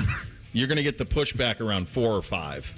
Like you're going to put little Tim Riggins chops in all of the Jet stuff you want when he's little, But then as soon as he starts to be like, man, I really like the look of that Carolina Panthers uniform, Dad. That sucker's awesome. Can you get some Panthers gear? And that's how it's going to go. So the Rumspringa comes much earlier. It's much earlier. You are a Browns fan, Reese. Was it something that was pushed on you, or did you come of it your own way? It was pushed on me. And I guess now that I think about it, it wasn't really pushed, but my family were Browns fans, and so that's just what you did. I don't ever remember being pushed on it, but I had Browns things growing up.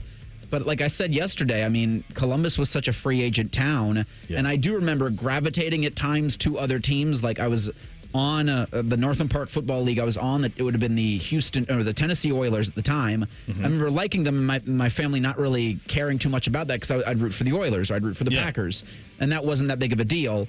However, I will not at any point push the Cleveland Browns on. And I would recommend you do the same. Yeah. If you have a kid, look, like you said, I think perfectly, they'll come home.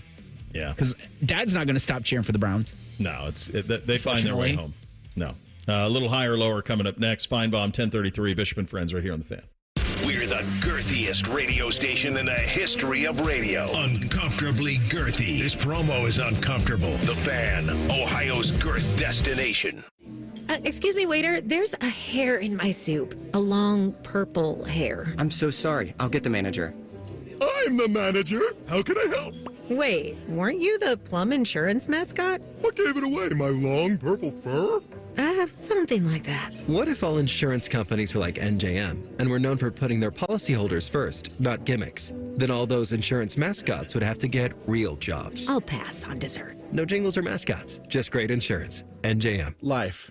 It's full of strange twists and unexpected surprises. But at AAA, it's always been our policy to look on the plus side. And our AAA Plus members tend to take the same view. Take Martin, for example. Last Monday, his morning coffee surprised him with an extra 10 degrees of Fahrenheit. Ouch!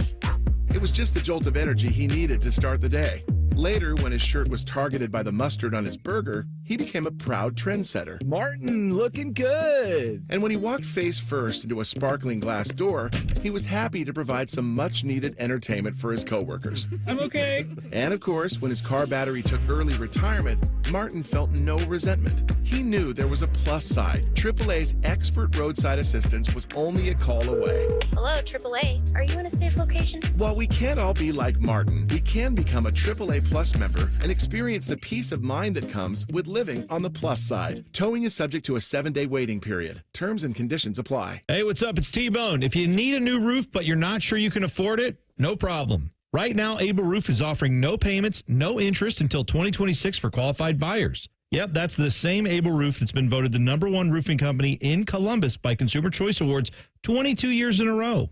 Want more? Able Roof will give you up to $1,000 off a new roof, siding, or windows. This is a limited time offer, so call Able Roof today. Call Able for the proof. 444-ROOF.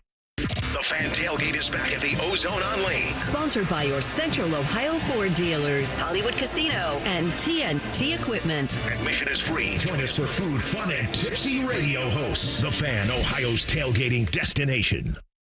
Everyone has that one goal. That thing they want to prove, not to other people, but to themselves. Then, right when you think you could actually do it, cancer. And that goal is still within reach. Oh no, I'm about to run my first ever marathon with my 2 best friends. 3 years after having cancer. At least we look good in these shorts. Woo! Let's get it, guys. You, keep making plans. Visit ohiohealth.com/keepmakingplans to learn more. Ah, the sounds of summer. The crack of a bat, the splash of a pool, and the dreaded silence of a broken AC. No uh-oh. Don't sweat it. Call the Waterworks Heating and Cooling Team for an AC tune-up. Schedule a visit today and stay cool all summer long. All set. Call the Waterworks Heating and Cooling Team, 614-333-9720, or schedule service on our website. The Waterworks. Better care, better value, better AC. Have you lost Ohio Medicaid? At healthcare.gov, you can find a low-cost, quality health plan. Do plans cover doctor visits? What about emergency care? And prescriptions? All covered and more. Plus, with the new law, 4 out of 5 customers can find a plan for $10 or less per month with financial help. Healthcare.gov is here for you. Enroll today for coverage starting the 1st of next month. Paid for by the U.S. Department of Health and Human Services. Ohio's public schools are safe, welcoming learning environments where everyone can thrive, no exceptions. Thanks to the nearly 120,000 public school educators in the Ohio Education Association. We are dedicated professionals who deserve respect, a living wage, and a seat at the table when decisions are made. And we're using our united voice to demand the supports and resources our students need to succeed. Because in Ohio, public education matters. Need to hire quality candidates fast? You need Indeed. Our video interview tool makes it easy and effortless to meet with candidates. Visit Indeed.com/credit. Fan weather.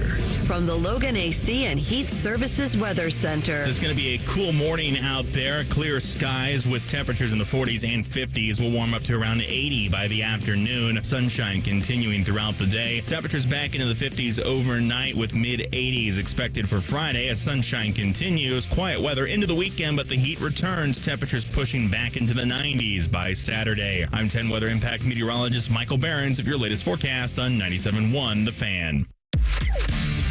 Drink recommendations, movie reviews, sports discussion, and whatever the hell Reeser does. This is Bishop and Friends.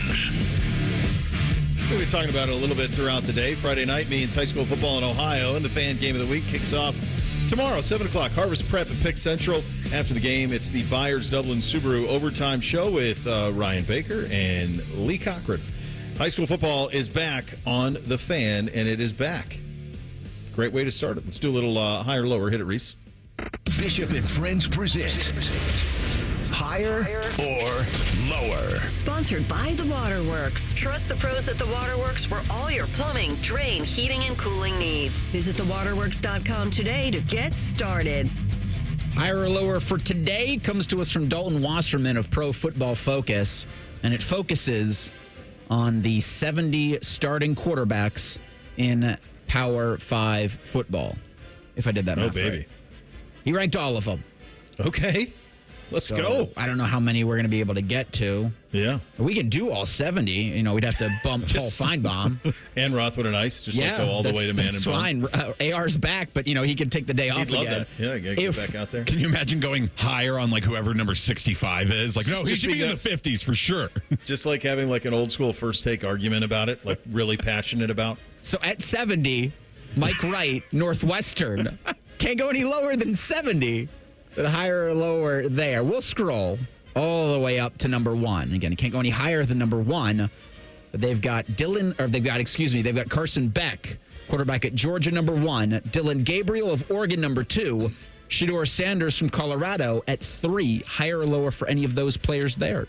Well, it's interesting with you're using PFF. And so the thing with PFF is you can't really argue with their rankings because their rankings are based on their algorithm. So they're not saying we think Carson Beck is better. What they're saying is our algorithm proves that he's better. So that's where that comes from. I'm fascinated by Beck. People say, you see these draft predictions, number 1 overall pick in the draft. Saw one last week, had the Giants going to get him at number 1. I didn't watch a ton of Georgia last year because, remember, their schedule was kind of Bush League until they played Alabama. So I was aware of them and keeping an eye on them and aware that they were very talented. But it was really the Alabama game that I paid attention to, and Bama got him. I'm not sure if he is the overwhelming number 1 quarterback in the country the way that he's being advertised. Maybe he grows into that. We'll see. They have some interesting stats about him being 2.39 second average time to throw, the fastest of any quarterback with 250 attempts, so that's pretty cool. The last line, I think, is the right one. The Beck has the cleanest profile of any passer in college football. That very much could be true, and there also could be a couple of guys lower, including maybe even Shedeur Sanders, who you like maybe their overall skill set better, and maybe Quinn Ewers as well, who's a little bit farther down the list. You know, Stetson Bennett also looked really good. And I know they've changed their offensive coordinator, and Todd Monken looks like he had some special sauce for sure. But Georgia still supremely talented. And so that's the question with Carson Beck. Is he somebody that's benefiting against just, hey, we have better athletes, these guys are open? Is this pocket always clean? Is their offensive line just that dominant that he's not dealing with so many things? So I think it's also hard to evaluate. But that you're right. Pointing out that 2.39, okay, that gets into NFL type stuff. And when you can process that fast and do that, that shows you, okay, maybe he does have that extra level of ability, especially mentally, to have that kind of talent. But I'm with you. I'm so interested and fascinated with watching Carson Beck this year because the whole season went by and I realized I didn't really take him in very much. No. And now going into this year, it's like, yeah, he's kind of the big returner, him and like Quinn Ewers, and that's about it as far as like guys we know about, except for number 2 on this list, Dylan Gabriel, but he's at least at a different school. So Gabriel, because you mentioned him too, didn't you, Reese? Like, I did. Watching Oklahoma, were you like, oh, they got one in this dude? I think he's a great college quarterback, and so he's very good. He's very serviceable everywhere he goes. To me, he feels like in that Stetson Bennett world. But yeah, he's not next level. I don't know that he's like dynamic. At number 4, so we had Shedeur Sanders at 3 from Colorado. At 4, Quinn Ewers. 5, Jackson Dart from Ole Miss. 6, Jalen Milroe from Alabama. At number 7, Noah Fifita, Arizona. Higher or lower for any of those players there? How did Fifita not end up at Washington? How did he not bring him with him? Because they got a stud receiver too. How did they not bring them to Washington? I don't understand that. That's crazy to me that somehow that he didn't just follow Jed Fish to Washington. I think that's wild. Fifita's really good. Milroe is too high at 6 for me. I give a lot of credit to what I think Saban maybe had his best coaching year in college football last year. Truly, getting that team to the college football playoff and beating Georgia to win an SEC title with that group. Milroe makes some plays, and he's clutch. He certainly was. But at no point was I like, oh, that's a dude. At no point. Now, he'll probably be better with DeBoer's offense, but to think that he's going to be like Michael Penix, he is not the natural thrower Michael Penix is. He does not have the arm strength Penix does. So I think it's too high for Milroe. Dart is fascinating at 5. Ewers, to me, maybe has the highest ceiling, but there are just every once in a while, there's some times when you're like, geez, that throw? Really? But keep in mind, like, he's keeping Arch Manning at bay.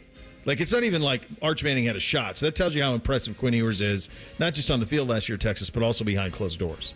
I think Quinn should be hired. I think he does have a little bit of like some of that special quarterback sauce to him too. Like, I mean, I called out the Alabama one last year. I was like, I think they're ahead of them right now. Now, he wasn't able to complete that in the college football playoff, but I do like Quinn Ewers, so I think I would have him. He's probably my number 1 going into the season. If I'm being honest about, like, if I was just making this list and not like trying to build it off of PFFs, and I'm glad that finally at 7 and 8, because they are going off their equation, but I don't think that their equation, whatever they're doing to evaluate these quarterbacks, always properly acknowledges that, like, college football is not a zero sum, like everybody is on a level playing field where it's built for parity league. So Jalen Milroe is a great quarterback at Alabama because of everything around him and how good of an athlete he is.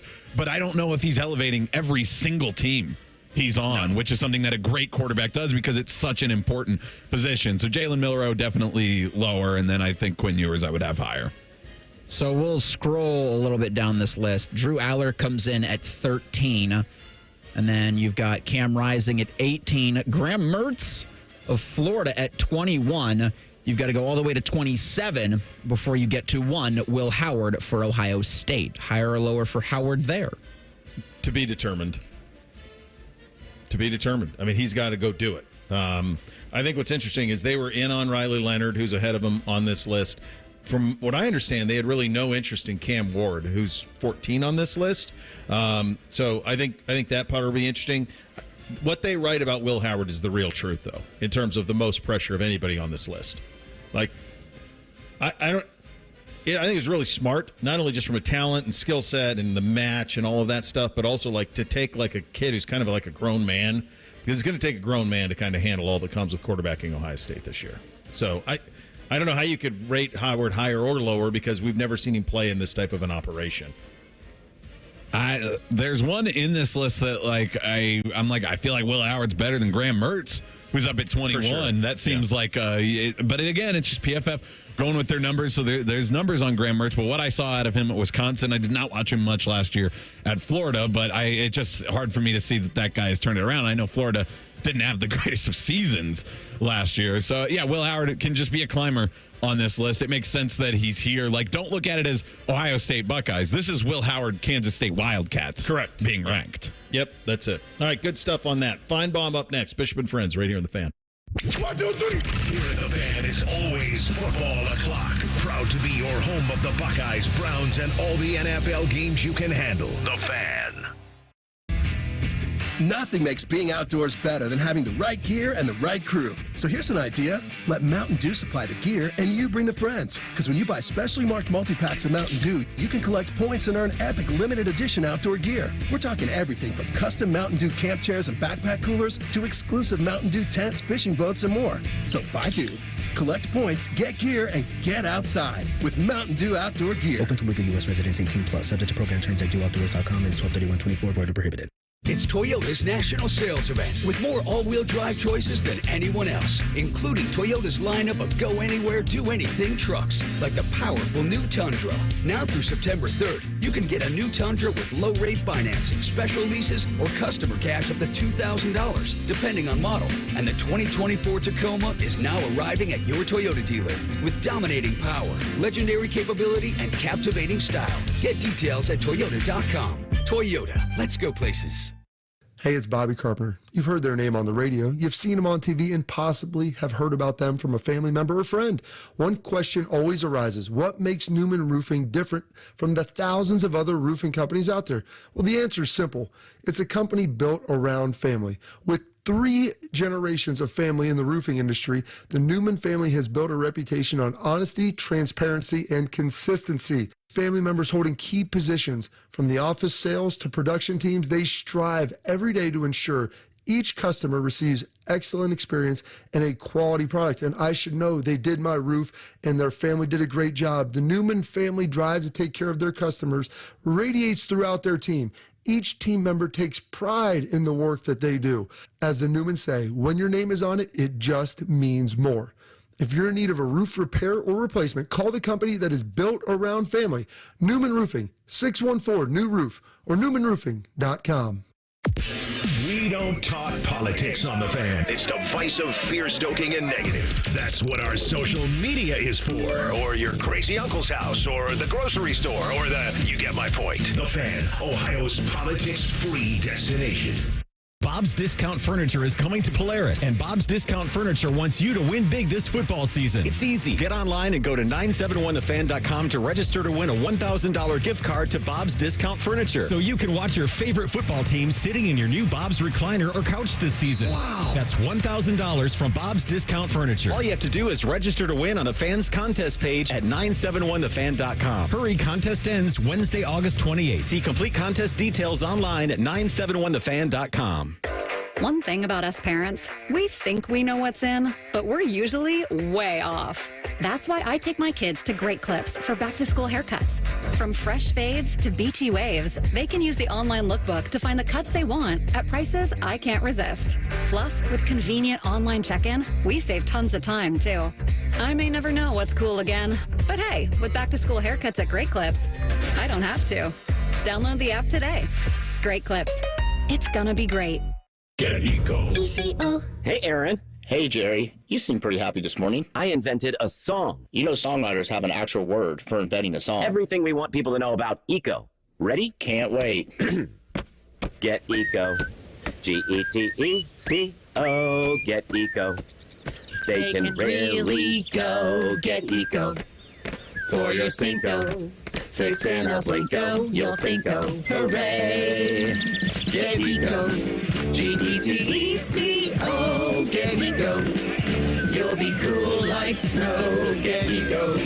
Like a nice Ringo. Puerto Rico. Get Eco today.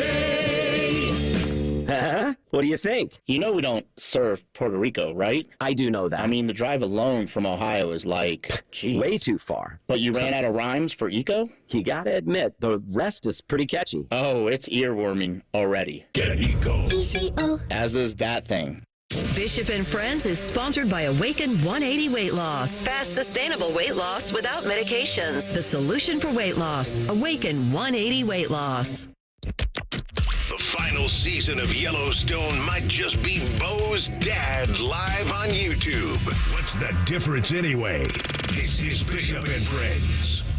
All right, we do it every week at this time. Visit with our good buddy Paul Finebaum, the Paul Finebaum Show on ESPN and everywhere else, as it were, on the Bryan Heating Cooling Systems fan guest hotline. Paul, high school football starts tonight. My hunch is at some point in your writing career, as most people do, you were on a high school beat. Is that fair?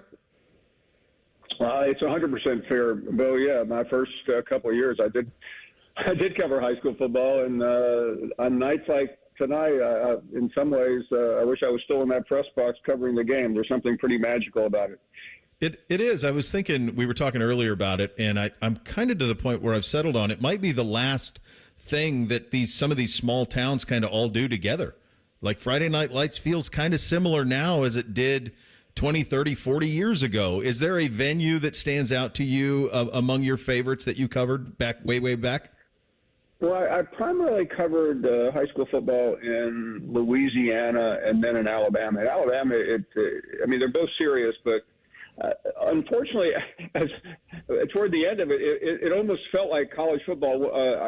I was in the same town with the famous Hoover High School, which was on the MTV show, and that high school, Bo, makes some of the colleges we cover seem fairly tame with all the shenanigans that go on there. What I would do for our audience who isn't familiar, Google Rush Propst's Hoover High School football, and because he ended up at Colquitt County. About it. Yeah, he ended up at Colquitt County and Valdosta, which were two schools I covered when I was in the South, and I can't imagine him with that baggage paratrooping into those two places. And needless to say, had some success, but obviously off-field stuff as well. All right, enough with the high school stuff.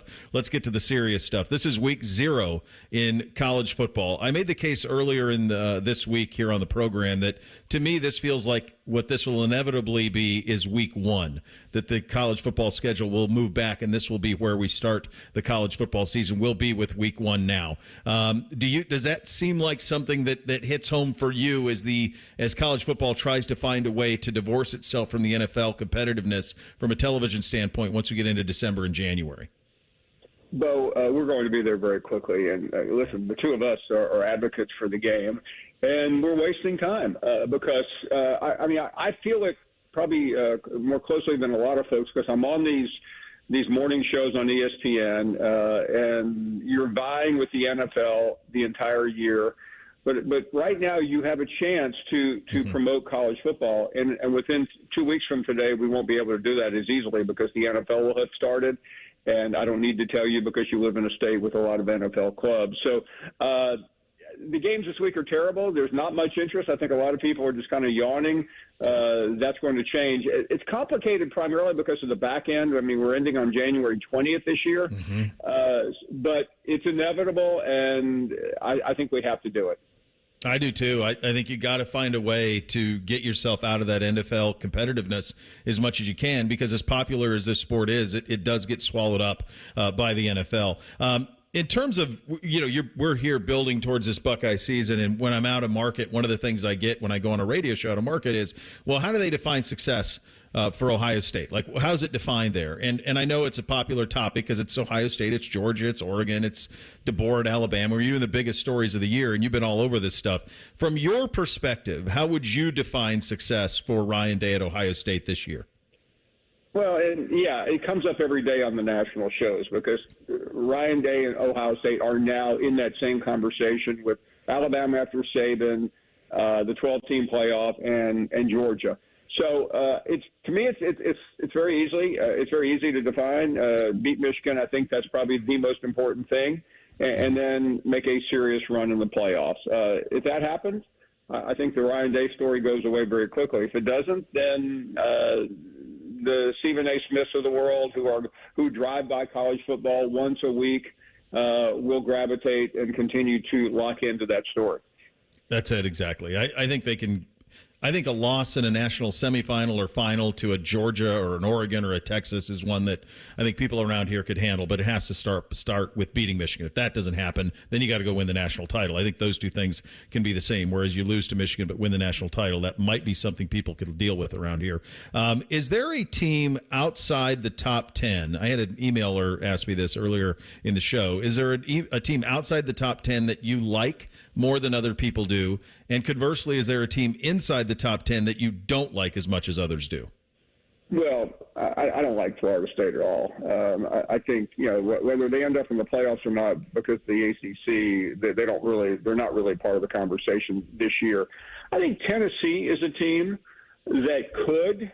It has a couple of tricky games, but it has Alabama at home, and that's really important because that could be a playoff eliminator. I'm as sold as I've been on Alabama, Bo. I'm starting to doubt that a little bit. I just think sometimes when you have new coordinators, new head coach, new everything, you end up screwing up a game that you're not supposed to. But I don't see the quintessential sleeper. I think the national championship this year will very likely come from Oregon, Ohio State, or Georgia. I know it's usually Georgia versus the field, but I really like those three more than anyone else in competition. It does feel like they've separated a little bit. Big story this week was, speaking of Alabama, was the notion of their general manager, which is fun that now we can call them that, right? General manager, that's an NFL term, received an $800,000 pay increase, or not pay increase, but his salary went to $800,000. Good for him, first and foremost. Never dig and worry about what anybody else is putting in their pocket. But from the perspective of, I was surprised, Paul, that I assumed that when DeBoer went to Bama, the Saban infrastructure guys were held on to, because that happened here. When Ryan Day took the job, all of Urban's infrastructure guys, Pantoni, the guys who were his guys, they all stayed, and they're still here now. That did not happen at Alabama, and when I read that this week, that was the first I heard of it. So how much has DeBoer divorced Saban's Bama from his version of Bama? Completely. You wouldn't know it when you listen to him talk because there's always that, Coach Saban, blah, blah, blah. But I don't buy any of that, Bo. I don't think Nick Saban will have anything to do with this football program. People talk about his office is down the hall. It's not down the hall. It's about 3 blocks away in a stadium. Alabama's football complex is not in the football stadium. So you know how insular these things are. Do I think Nick Saban is going to walk around the hallway there? No. He will be on campus on September 28th for College Game Day, and he'll be honored the second week of the season. And I sincerely doubt you'll find him anywhere near there during the season other than that. What is the plan for him on game day? Like, is he going to sit there for 3 hours? I think so. I think I heard Reese Davis say the other day that Corso will not be at the first one in Ireland. And listen, Lee Corso's 89 years old. You can wonder what he's doing on the show, and obviously I'm not the first person to bring that up. But I think Saban is got a regular seat. You may see him disappear once or twice, but I think he's a main player, and I think he will be superb when we're breaking down Ohio State and Oregon or Alabama and Wisconsin or whatever the game is. But I wonder when it gets silly, and it gets silly a lot on game day, how comfortable he's going to be laughing at the bro jokes. Oh, I know. I'm with you. I think that's going to be fascinating. I tell you what, I want a camera on the producer that goes to him and say, hey, Coach, we're going to need you to put on a headgear. That we're going to need, in Ireland, because if Corso's not doing it, Nick, you got to put on the yellow jacket hat, or you're going to have to, have the spear from Florida State. My hunch is that would be a pretty fun video to watch. Bo, I've seen a lot of people do a lot of stupid things on ESPN, and that includes myself. I don't think you'll see him do that. I don't either. I don't think so either. Good talking to you as always, my friend. We'll do it again next week on week 1. Always great. Pleasure. All right, there, our great friend Paul Finebaum, the Paul Finebaum Show, ESPN, joining us on the Bryant Heating and Cooling Systems Fan Guest Hotline. We hit a little thing or not a thing up next. Bishop and Friends, right here on the Fan. We have so many local shows, I can't fit them in a 10-second promo.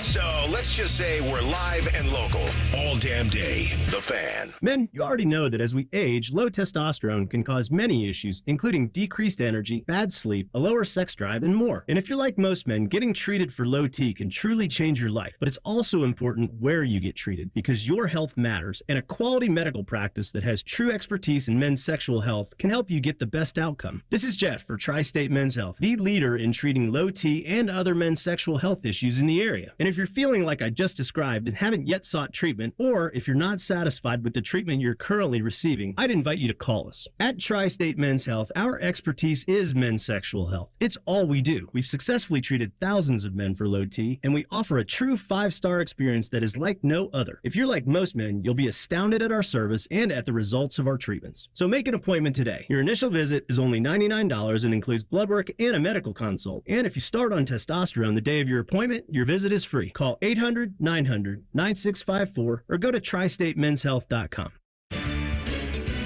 Hi, I'm Joanna Williams, General Manager at Tansky Sawmill Toyota, and this month 0% financing is back by popular demand on the 2024 Toyota Tundra for 48 months. But hurry in before they're gone. Visit TanskySawmillToyota.com for details. And when you think Toyota, think Tansky with approved credit, tax title, and $250 doc fee not included. Offer ends August 30th. Think Toyota. Think Tansky. Think Tansky. Boss on your back? Break away from the office and head on over to Delaware Golf Club. Grab a group, play 18, and afterwards unwind with a drink by the Fire Pit Bar and Patio. Online booking makes it easy to secure your tee time. So come check out Central Ohio's home for premier golf at Delaware Golf Club.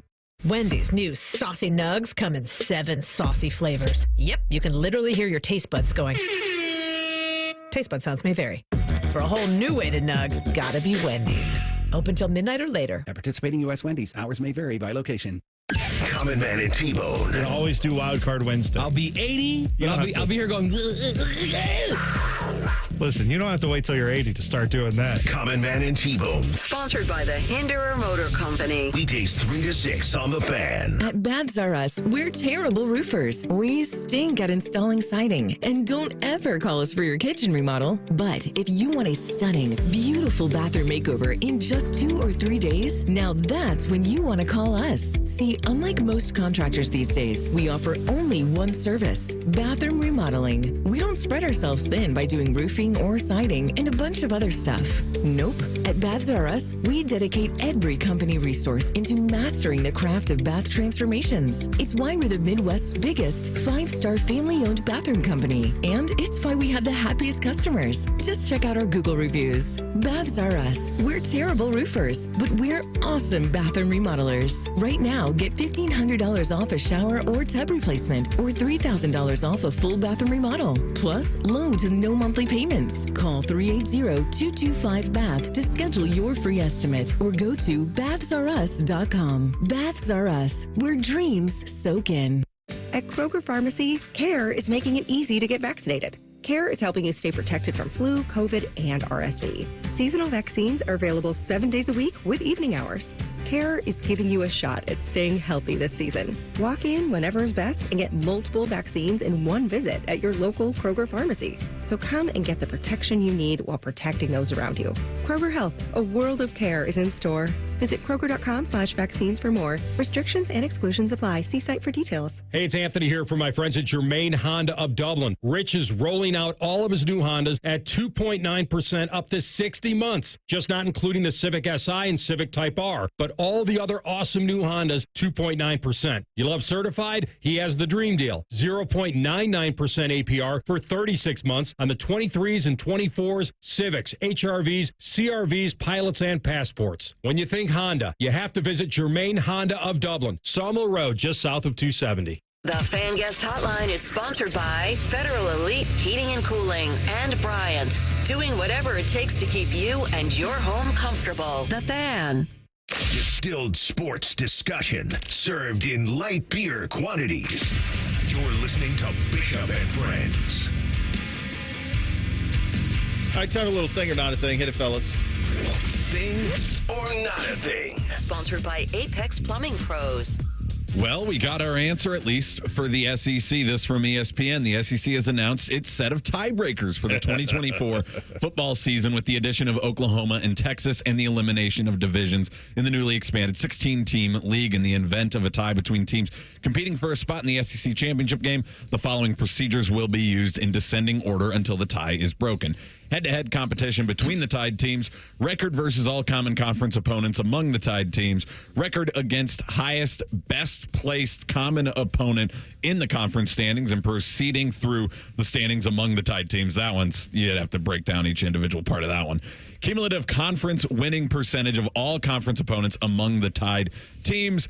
Capped relative scoring margin versus all conference opponents among the tied teams. Formula will include a cap of 42 points scored on offense and 48 points allowed on defense. Random draw of the tied teams if they're still tied all the way there. If the regular season standings determine a clear conference champion and 2 or more teams are tied for second place, the conference champion will be the home team in the SEC championship game, and the tie-breaking procedures will be used to determine its opponent. If a tie-breaking step produces standings with 2 teams tied for first place in the conference, both will qualify for the SEC championship game. To decide the seeding, both teams will progress through the 2-team tie-breaking procedures until the tie is broken, which will determine how home and away designation for the SEC championship on December 7th in Atlanta will be. Thing or not a thing?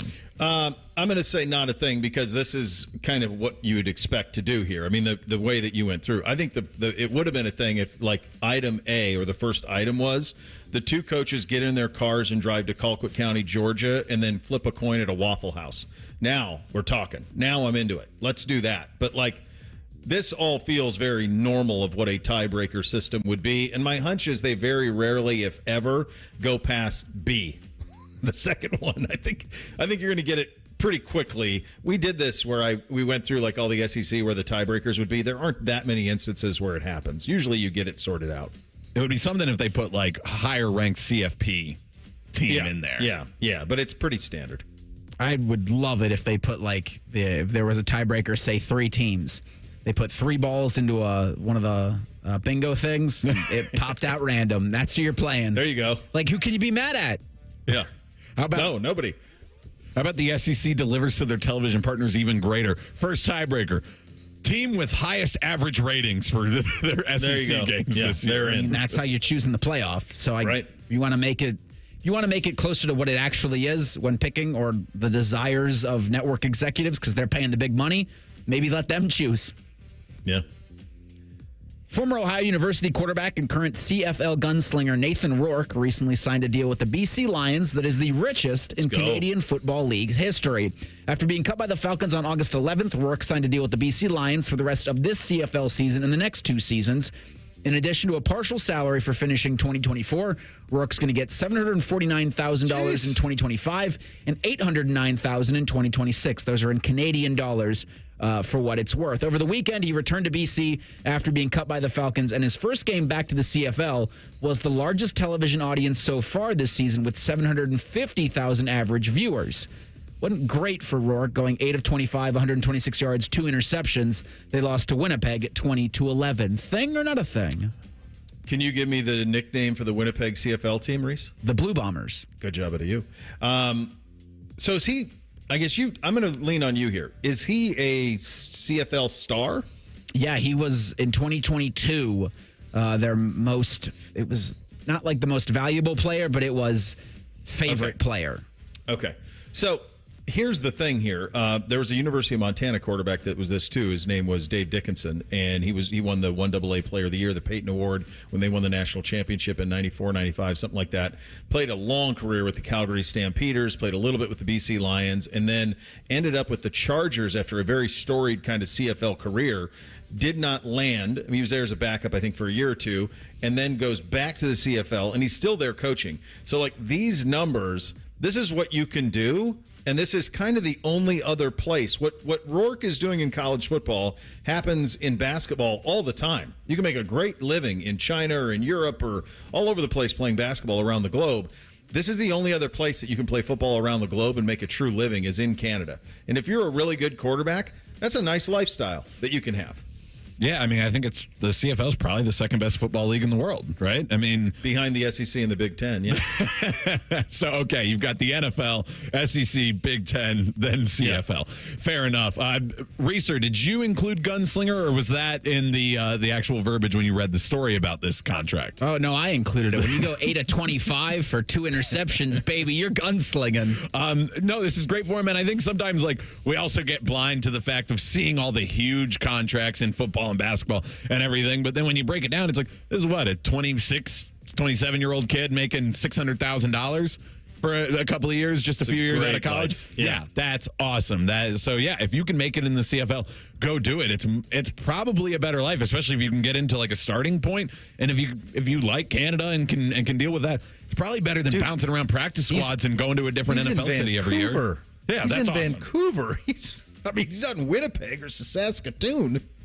Vancouver's one of the coolest cities in North America. The Edmonton Elks now. Go Elks. I saw that. Yeah, they were and they kept a little bit of they kind of look similar to when they were the Edmonton Eskimos, but I think they got to be, other than Centerville, the only Elks there are. I've never heard anybody else called the Elks. There are Elks everywhere, Bo. Yeah, well, there are actual Elks in Montana. I guess a team we played, the Augusta Elks, in high school. I'm not sure if that's still a school or not, but they were the Elks too. Sports Illustrated with this write-up. Playground Productions, a production company dedicated to creating family-friendly content, announced Tuesday that the beloved video game series is returning in the coming months. This is the Background Sports. You might have remembered Background Baseball from when you were a kid, and it's going to have the same aesthetics of the games released in the late 1990s and early 2000s. Chris Waters, Chief Product Officer at Playground Productions, said in a statement, "We're incredibly excited to reintroduce backyard sports to a new generation of players. We're taking great care to preserve the look and feel that made the original game so special while updating them with modern features and gameplay that today's audience expects. I can't wait for fans to see what we're doing on the playground." The original backyard sports games, titled Backyard Baseball, was released in 1997, debuting the iconic cast of Backyard Kids, including Pablo Sanchez, best player ever. Originally developed by Humongous Entertainment and published by Atari, the franchise later added backyard sports for soccer, basketball, football, and hockey. Thing or not a thing? So this is not a thing to me because I have no idea what you just said. Really? This doesn't mean anything heard of to it. you? No, I've never Pablo heard of it. Sanchez I don't know the means nothing names. to Bo. Wow. No, I don't. I buy that. So this is, you said 97. Yeah, late 90s. So, I mean, that's college for me. I don't know. Yeah, you I have got no reference for backyard baseball or backyard football. You don't either? Oh, I do. I played. Oh, you do? I played them on the computer. Yeah, they were mostly a PC game, and maybe some of them ended up on like a PS1 or something. But they were definitely geared towards children, but like probably your kid's age, like now. Middle of elementary school to middle school. Okay. Yeah, I got nothing on this. I had not heard of this. 3 things on my computer: Napster, StarCraft, and Backyard Baseball. Backyard Baseball. That And Pablo football. Sanchez, I do see that name bouncing around social all the time. I had no idea what it was in reference to.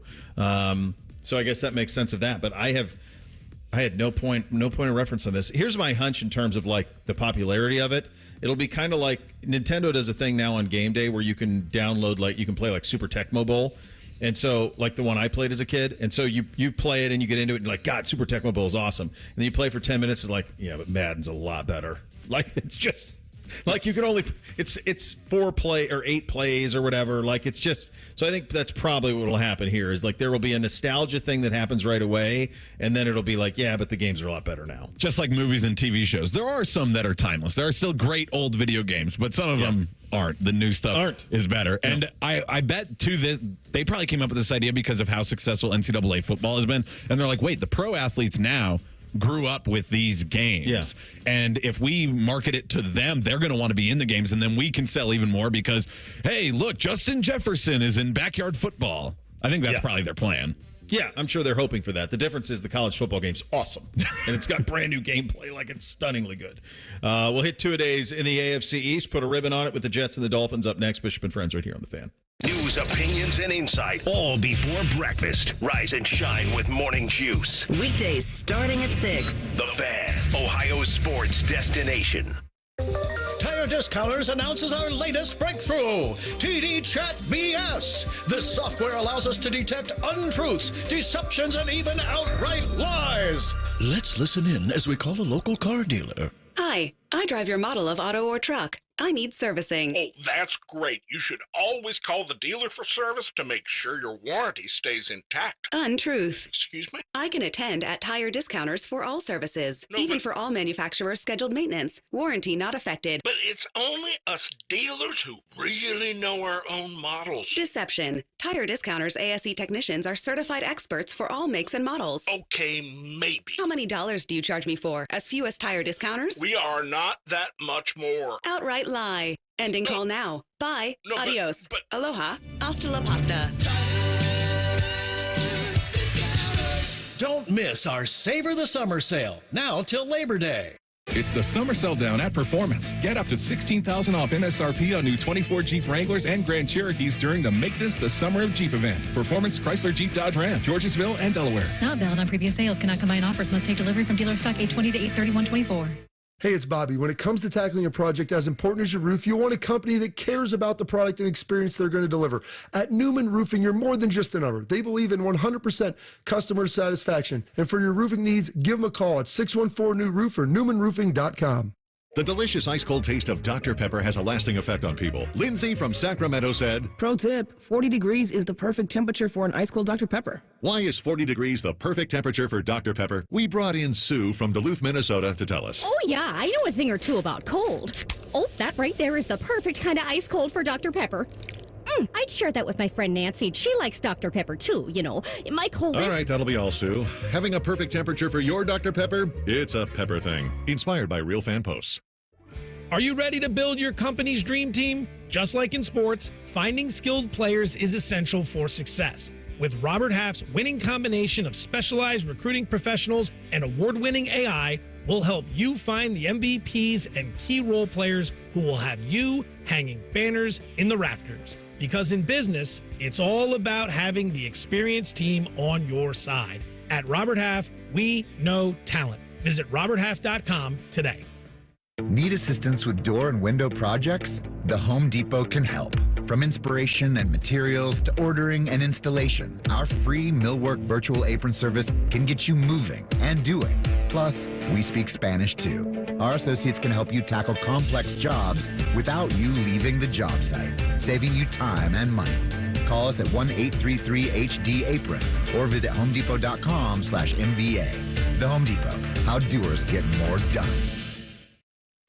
Broadcasting from the Lindsay Honda Studios. Honda makes the cars. Lindsay makes the difference. Visit lindsayhonda.com. WBNS-FM, HD1 Columbus. The Fan. Sports Center. Good morning. I'm Eric Reeser. We've got day baseball in the Bronx. The Yankees and Guardians go in the rubber match of their three-game set at 1:05 today. Yankees took game 2 of that series last night by a score of 8-1. Gavin Williams will oppose Garrett Cole for the Yanks today. Cleveland currently leads Minnesota by 2.5 games to the top spot in the AL Central. As for the Reds, Cincinnati took 2 of 3 in Toronto earlier this week. Redlegs are in Pittsburgh tonight for a 4-game series with the Pirates. Pittsburgh will send Paul Skeens to the mound Thursday at 6:40. In the minors, the Clippers continue a homestand Thursday with the Indianapolis Indians at 6:15. In the NFL tonight, the Bengals host the Colts at 8 p.m. It's the preseason finale for both teams. No Joe Burrow expected tonight for Cincinnati. Cleveland's at Seattle Saturday night at 10 p.m. You can hear the Browns preseason finale right here on The Fan. This update sponsored by Dr. Mark Levy. If you're snoring and not sleeping, give Dr. Mark Levy a call at 1-800-MORE-SLEEP or visit him online at sleepbettercolumbus.com. Our top men are working on everything except this show. This is Bishop and Friends. All right, final hour here on a Thursday. Reese, you just mentioned in the update there, Skeens is going to start, what is it, tonight? Tonight. He's going? I saw something. Is there chatter about them shutting him down? I want to say that this that week? they are. It's leaning that way, obviously, because I don't think they're eliminated from playoff contention, but like the Detroit Tigers are having similar conversations. Like the season's done, so let's sit our arms or at least put them on a pitch count. Yeah, they're 59-67. Obviously, that way outside of first place, 14 games out of Milwaukee. But how far are they from the wild card? They're 8 games out in the wild card. So you hear the chatter on teams like that because it's, well, you don't want to waste his pitches going into it will be a sophomore season. But has anyone seen him? So this is shutting down. He's a truck. This is shutting down like your star rookie quarterback at the end of October, kind of. Like if you just did that, you'd be like, yeah, we're not going to be good. Yes. It'd be like I guess that would be it. I mean, we talked about who was the team we did on 2 days? We're like, it'd kind of be perfect if they were it was Washington. If Washington was good, if Jaden Daniels was good, and then Washington was kind of like not, and they still picked high, it'd be like if Jaden Daniels goes lights out through the end of October, and they're like, yeah, but let's just be safe with him. Let's put him on the shelf. Yeah. We don't want him to take any hits. We're fine with 5-12. We know we're not going to win the Super Bowl this year. Just close it up. I don't. Randy Johnson made some comments. Look, it was a couple weeks ago that Skeens just has to go to Pittsburgh management and say, I'm good. I'm That's good to where go I saw it. 7. I'm good to go 8 innings. I'm fine because even Randy was like they've been playing this game for over 100 years. Guys have been able to do this and still have long careers. I agree with Johnson. Baseball managers. That's where I saw it right there. That was it. It was the Randy Johnson comments of like, this has been going on for 100 years. Like, come on. Baseball managers and front offices have turned into like the old guy who finally buys his dream car and then just waxes it and keeps it in the garage covered and never drives it. It's not quite that bad, but it gets to that point where they're like, we finally have this prized possession as a pitcher. Well, we got to keep him covered, and we can't take him out on the road. It's going to rain this afternoon. We can't have him out there. Paul Skeens is 6'6", 240. I think he'll be okay. I would be shocked if they took away starts from him, because that's ticket revenue. When you have a Paul Skeens start, that draws butts in seats. But if they started to limit his innings, they started to limit his pitchers as you get into September, that wouldn't shock me. I think it's a loser mentality, but I agree. It's baseball groupthink. It is baseball groupthink. Didn't they pulled him out of a no-hitter, didn't they, earlier this year? That's what Randy Johnson comments. Yeah. Was like, wait a second. Was the next guy finish. The next guy came up and I think gave up 3 runs and he got a no decision on that. You guys, we were all 22 at one point. You're 22, you're 6'6", you're 240 pounds. You're bulletproof, brother. You are bulletproof. Let him live, please. All right, let's close out the AFC East. Hit it, Phyllis. Bishop and Friends present Two-A-Days. Our preseason look around the league. We may skip over the New York Giants and the Washington Commanders. But that's because they suck. Well, we're in the AFC East. Both of these teams are fascinating. Both of these teams, if things go well, to me, have the type of stuff that you need to beat Kansas City. Jets more than Dolphins, but it's, to me, we're on the Jets first. This is whatever your child. This is their future team here, Chopper. Is a New York Jet. They're loaded. They are loaded. They are entirely dependent on Aaron Rodgers being good, being healthy, being upright. If he is, this is as talented a roster as he's played on. I mean, even like the Devontae Adams Packers teams. Now, he's not what he was then, but I don't know if they had this type of weaponry. Like, this team is flat out loaded. They still have some issues a little bit on the offensive line, but from a weapons standpoint, to have Breece Hall, Garrett Wilson, Mike Williams, who they picked, they have depth of talent there defensively. They're really frightening up front, especially if they can get Hassan Reddick, if they can get that situation sorted out. To be able to go Reddick, Kinlaw, Williams, Jermaine Johnson across the front line is fearsome. They have maybe the best corner in the league in Sauce Gardner. They have everything you want. It's just, can Rodgers stay healthy? We are all exhausted of him. I get it. It's overwhelming, the amount of conversation that is about him. But in simplest terms, that's it. They went 7-10 playing an entire season without him last year, which speaks to the amount of talent they had, largely incompetent quarterback play. If he's competent, they're a playoff team. If he's 90% of what he was the last time he was fully healthy in Green Bay, then they're a team that can win this division and make noise in the postseason. Like, they're one of the few teams to me when I look at them that I go, if Rodgers can be what he was, and it's a huge if, they could stare down Kansas City and go, all right, let's go. Let's see if we can hang. They have that. Cincinnati has it. There's a few of them that do, but I think the Jets are one of those teams.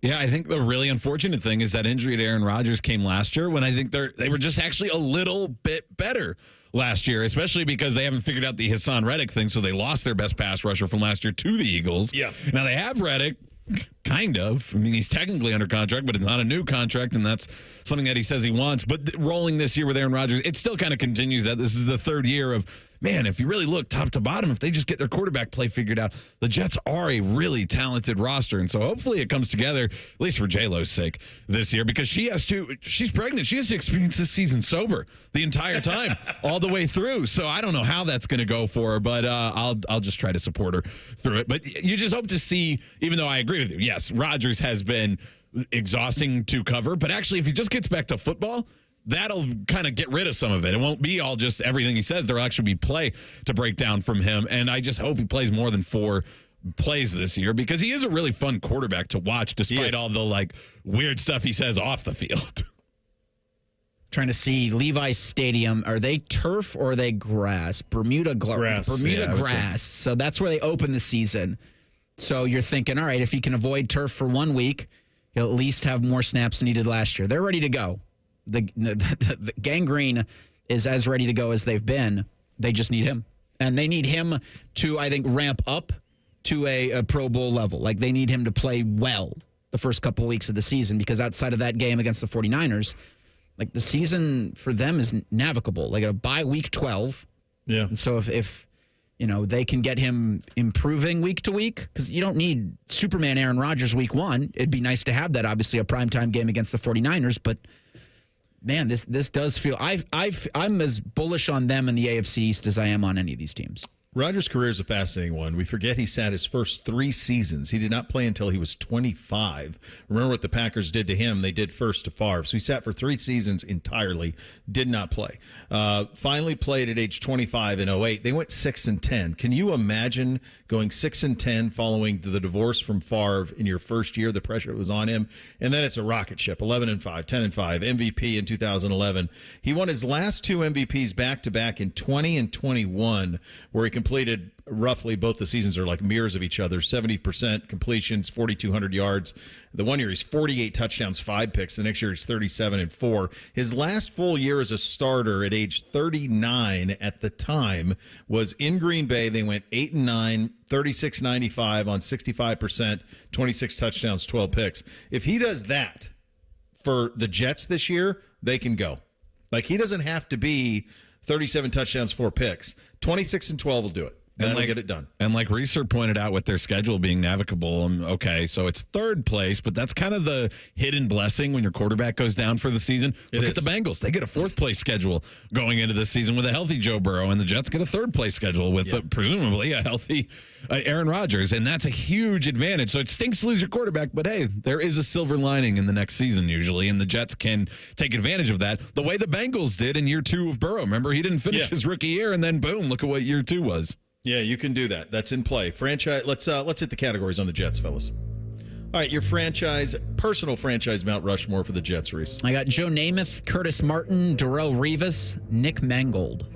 Nick Mangold, God. 3 of them there, and you guys are you're aligned with the real Jets fan in there, because I wrote down these 3 names and I was like, hey, J-Lo, who are your 4 favorite Jets? And she said Nick Mangold, Joe Namath, and Darrelle Revis. She doesn't really like Darrelle Revis as a person, but he was just too good to leave off. And then Garrett Wilson. Yeah, that's a no-brainer right now for her, because he's a Buckeye. He's been great. He won Rookie of the Year. She has his jersey. Isn't Mangold a Centerville? He's from Centerville, but he went to Alter. Oh, he's an Alter kid. Okay, but Centerville native. Okay, all right. Oh, boy. I was in a parade once with his sister, Holly Mangold, who was like a pro power lifter. She was an Olympic, right? Or something? An Olympian in the powerlifting? Yeah, I remember doing a story on her years ago. All right, Namath is a no-brainer. He's arguably the coolest athlete in the history of sports, so he's on it. I like Curtis Martin because I do like Boomer's nickname for him. It's one of his better nicknames. Curtis, my favorite. Martin, I think, is quite funny. I went Garrett Wilson as well because I think he's just going to be a rocket ship. And then a sleeper here, not a good dude necessarily, but Mark Gastineau in the 80s had it rolling. He is the person who Brigitte Nielsen married after Sylvester Stallone when she was throwing 160 in like the late 80s, coming out of like Rocky IV. Mark Gastineau was the guy who got that job done. Did they land the plane with the alternate uniform? So they're wearing the Namath as the alternate. Well, didn't they have a black uniform? They did, but this year they're wearing... no, they're wearing the Sack Exchange this year, I thought. The Sack Exchange is their permanent uniform. Okay. And they're wearing the Namath as the alternate. Those are A's. I'm going to give it only a B+ because it should just be the jersey. You've got a perfect jersey. Wear it. But the Sack Exchange is really nice, too. It's just a very confusing team to keep track of what is alternate technically right now. Yeah, so their classic uniform... So they have a black one, which is just stupid. The Sack Exchange is a downgrade from the Namath. The Namath is an A+++++. They wore it before. They never should have changed it. So the classic's an A+, the black one's an F. The Sack Exchange is like a B+. I'm glad they at least went to that and stopped looking like the Saskatchewan Roughriders. That's a start. All right, I'd buy this jersey for my kid. Go ahead. I'll get a number 5. Yeah. First of all, you should be like an OG like J-Lo and get a number 17 Garrett Wilson in the black jersey, Bo. So you guys might have to have a conversation about that. I don't hold it against her. It's a good fashion uniform. It's a good look. I literally bought the 17 a week before he announced that the next year he was going to change back to number 5. But I like it. It's like an original now. It's kind of an anomaly. Also, 17 is a sleeper cool number. It is. It's pretty cool. I like it. I'm actually shocked I don't have a Garrett Wilson, or the boys don't have a Garrett Wilson yet. I guess probably because their uniforms sucked when they had like the CFL looking things. So maybe that's why. But I have a feeling a Garrett Wilson will be in the house at some point this year. That feels like kind of a no-brainer. Win it all, playoffs, building, or tanking, Reese? This team can win it all. And that's the point. That's why they went out and got Rodgers. Why you get him. Yeah. I think they believe they can win it all. I do think there are legitimate questions around Bob Saleh. Can he handle all that's coming with this? Because it's going to be a pretty wild season for them. But I think they believe they can win it all. And if it goes well, it certainly feels like that. The Dolphins coming up next as we continue with Two-A-Days. Bishop and Friends right here on The Fan. All the 10 TV people come over to our side of the building to take a deuce. That should tell you something about how we operate. The Fan. Ohio, ready for some quick mental health facts? Let's go. Nearly 2 million Ohioans live with a mental health condition. In the U.S., more than 50% of people will be diagnosed with a mental illness in their lifetime. Depression is a leading cause of disability worldwide. So why are some of us still stigmatizing people living with a mental health condition when we know all of this? Let's listen to the facts and beat the stigma.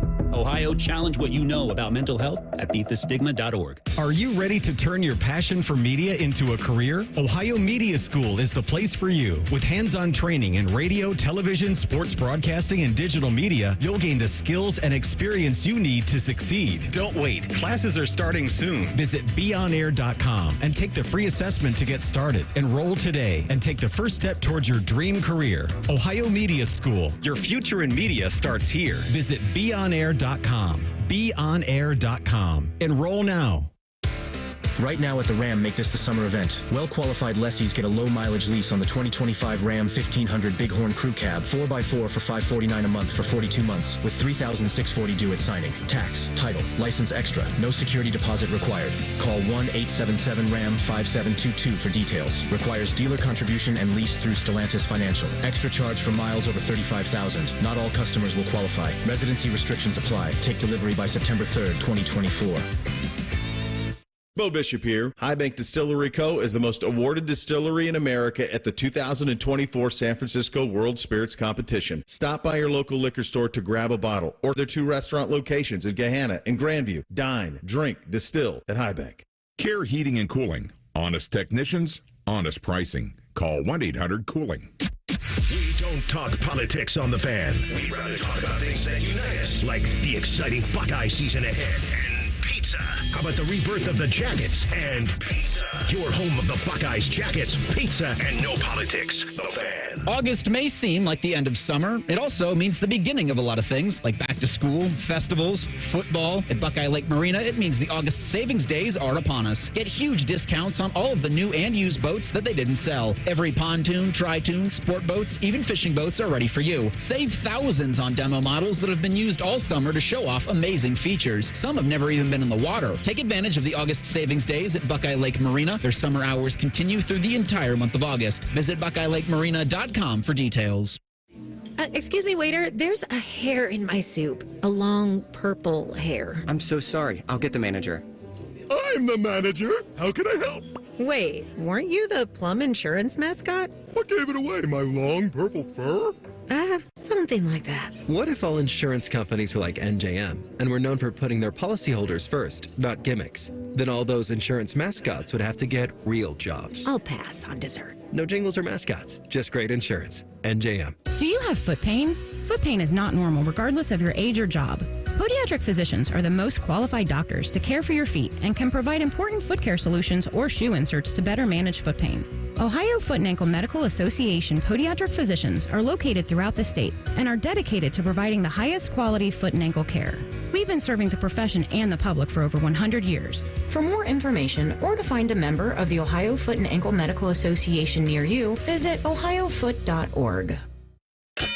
Hello, it's John Kozik, founder and president of TurboTrack Realty, and I buy real estate as is fast for cash. Give us a call today for an all-cash offer at 614-470-2000, 614-470-2000. I buy vacant properties, inherited homes, divorce situations, death in the family. I even buy my tenants won't pay me the rent houses. Give us a call today for an all-cash offer at 614-470-2000, 614-470-2000. Whether you get pulled over or get into a crash, drinking and driving will change your whole world. Drive sober or get pulled over. Paid for by NHTSA. Fan weather. From the Logan AC and Heat Services Weather Center. Looking at sunshine all afternoon. Those temperatures will make their way up to around 80 for our high today. Clear skies tonight. Temperature falling into the mid-50s. We'll be back up into the mid-80s for Friday as more sunshine dominates the forecast. Temperatures will return toward the 90s for the weekend as a little bit more humidity arrives. I'm 10 Weather Impact meteorologist Michael Behrens on 97.1 The Fan. Read your emails on the air, but we won't tell you where to send them. Hey, we're not doing all the work for you. This is Bishop and Friends. Well, if you suffer from this, you know this already. Erectile dysfunction and intimacy destroyer. Research shows that men can draw apart from their partners when ED affects the sex life. The condition causes stress, anxiety, depression, and even worse, the partners can even blame themselves when ED becomes a problem. It's a terrible condition. It's a given that better medical practice generally leads to better outcomes for patients. And if you suffer with erectile dysfunction, you certainly want that good outcome. And that's where my friends at Tri-State Men's Health come in. Their practices with better medicine, they're the leader in treating men's sexual health issues here in the state and around the country as well. Tri-State Men's Health treatments work where the pills and herbals fail. They have treatments with success rates well over 90%. Do yourself a favor. Schedule a consult with Tri-State Men's Health here in town. Your initial visit is $99. Now, that includes the medical consult, licensed medical provider, the TNPSA test, if medically advised, a test dose. If the test dose doesn't work, that office visit is going to be free. It is a no-lose win-win for you. So give them a call. Get your sex life back on track. 800-900-9654 or visit TriStateMen'sHealth.com today for more. 2 locations. They're so easy. Right off 270 in Hilliard, Medical Mile in Westerville, there to take care of you on that. It is Miami Dolphins. This is a good division.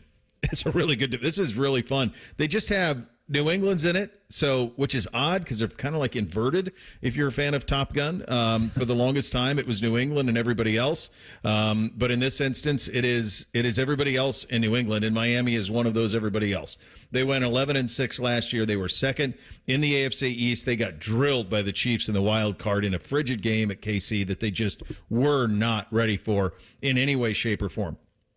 There is no question that Mike McDaniel and what he does offensively absolutely works down there. It's been a fun story. I saw a graphic this week that Mike McDaniel went from like a greeter at Costco to like a cartel drug kingpin in the course of 4 years just from his look. He now like has his curly hair and the shades and he wears the joggers all the time. Like he fits in perfectly. He's a fun guy. You love talking to him. But I do wonder, and we'll talk to David Furones about this in just a second, if all of the fun and kind of jocularity is starting to wear thin without results. They've been starving for results for the longest time down there, really consistency since Marino left. They haven't really had it. They have that now. Tua is a lot better than people gave him credit for, but I would assume that this is, especially what they paid Waddle and Tyreek Hill, that this is kind of a you better go now type of a season in Miami. That's my hunch. Yeah, and I wonder, too, like, are we approaching a season 2 where Mike McDaniel gets kind of figured out and they you know, because they didn't get rid of it. It was still Patrick Mahomes, obviously. But, like, remember that last year with Tyreek Hill when everybody was like, we're just going to drop the safeties and you're going to have to beat us underneath. And even Patrick Mahomes had a tough time adjusting that year, getting used to that. And I don't know, you know, that same solution isn't going to work now because people have kind of figured out a way to go back on that. But passing statistics have gone down since everybody's decided, well, let's just keep the safeties back and not let anybody just completely dominate us over the top. So what is that next chess move from defensive coordinators, and does it limit what Mike McDaniel can do? And then it's the real, this is how a head coach makes money. The Sean McVays of the world, those kind of guys. What's his name? Shanahan. Shanahan. He's a Shanahan disciple. That's what I was trying to think of. Yes, Cleveland. Yeah. Shanahan. That they do get figured out, but then they adjust again, and then you have to adjust off them. And so can Mike McDaniel make that next adjustment and keep operating this offense at that high of a level? Or are they going to spend a year where they kind of got figured out and they regress a little bit? They're still going to be good. They're very talented, and Tua looks like the right guy, especially in this McDaniel offense. But I could totally see their offense not looking as lights out this season, as people are much more familiar with what they're going to offer. This does feel like they've kind of got to go now. And by go, I mean make a deep playoff run, not find themselves in the wild card game. And then, cold's got to play a factor in that with Miami. It had to have last year. It was like one of the coldest games ever. And I also remember it being like Peacock's biggest day because they slapped that game on the streaming service. I'm like, what the hell, NFL playoffs? You bunch of jerks. Biggest day until this week. Did you guys see this? 2.8 million new subscribers to Peacock because of the Olympics. 2.8 million. Good day. Well, that's a good couple of days. And luckily it hit right in the middle of quarter number 3. So they can present that at their next meeting, and then they can figure out their strategy to make us buy Peacock during the football season. Well, they're going to charge more for it, too. I mean, that's coming. We know that. A couple of things. I don't think the offenses figure out a bowl because it's the Shanahan offense. So there's always a zig to a zag. So I think in that, and I also think because they have Jalen Waddle. So they have 2 burners. Like if Tyreek Hill wasn't there, they could just do that with Waddle. Like I think he's that good. When Hill, maybe not to Tyreek, maybe he's 95% of Tyreek, but he's in the vicinity. So I think offensively they're going to be fine. I do have questions about their defense, but I want to do a pop quiz with you guys. And if you've already looked this up, just refrain. What is your best guess on rushing touchdowns for Raheem Mostert last year? At age 31, in year 9 in the league? 12. Did he have 8? He had 18 rushing touchdowns. I could tell you were going to go high, but I didn't even know how high to go. Yeah. 18 rushing touchdowns for Raheem Mostert last year. I mean, he bounced around. He was on 3 teams in 2015. He was on the Dolphins then, the Baltimore, and Cleveland. And then who found him? Kyle. Yep. Kyle, because that's what he does. And so, it's all there for them. I think defensively they got a couple of questions, but it's all there. It's just are they ready to take that step? And that's really where they are as a franchise. Let's hit the categories on the Dolphins. Franchise Mount Rushmore, Miami. I've got Dan Marino, Jason Taylor, Zach Thomas, and Ray Finkel. Ray Finkel definitely crossed my mind. Dan Marino and Jason Taylor both on there for me. I like Ricky Williams. The way he kind of had a little renaissance with his career in Miami. And then the 2008 Wildcat, him and, Ronnie Brown back there, and they figured out a way to take down Belichick and the Patriots. That was just so cool. And Ricky Williams seems like a cool guy, too, based on, just how he's been interviewed and the way he talks. I think it just is a really interesting cat. And then this is one that definitely falls into... Not into the complete person he is, but Tyreek Hill is so special, and he could be on Mount Rushmore of 2 teams. But what he's done and just completely flipped this Miami team, just his introduction into it, and Mike McDaniel, obviously. But he goes up there, and he stands out to me in my mind as a Dolphin now. Dan Marino, Jason Taylor, the 2 Marks. They're both Mark Duper and Mark Clayton. They're just going to get one spot because they are locked together. So the 2 Marks are in there. And I go Don Shula. Don Shula's on that side of things for the Fins. Did they land the plane on the alternate? So again, it's kind of a cheat code because this is the throwback, right? I mean, that's an A uniform, but it's not an alternate. So no, it is. Yeah, I don't know. Yeah. You're right. It's an A. I'll give it an A. I like it. It's my childhood. It's an A plus. Are we sure the throwback is the alternate? I'm pretty sure it is.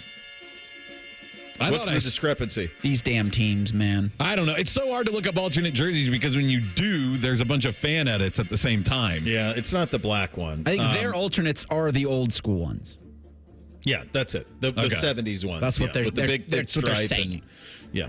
Then those are great. The Fun Dolphin. Those are A pluses. I guess it's kind of one of those things, kind of like the Spanos family. I've done some digging on this where ownership down there, because they aren't his, will not go back to them, even though everybody says, please, we beg you, go back to them. So they just give you a little bit. They won't wear them regularly, which seems pretty silly. I'd buy this jersey for my kid with Miami, Reese. I feel like a 1. Tagovailoa looks pretty cool. Yeah. Yeah, I think that's the one I would go with as well. I like Jalen Waddle. I think 17 looks cool on the back of a jersey, so I like Waddle on this too. Ramsey 5's not bad.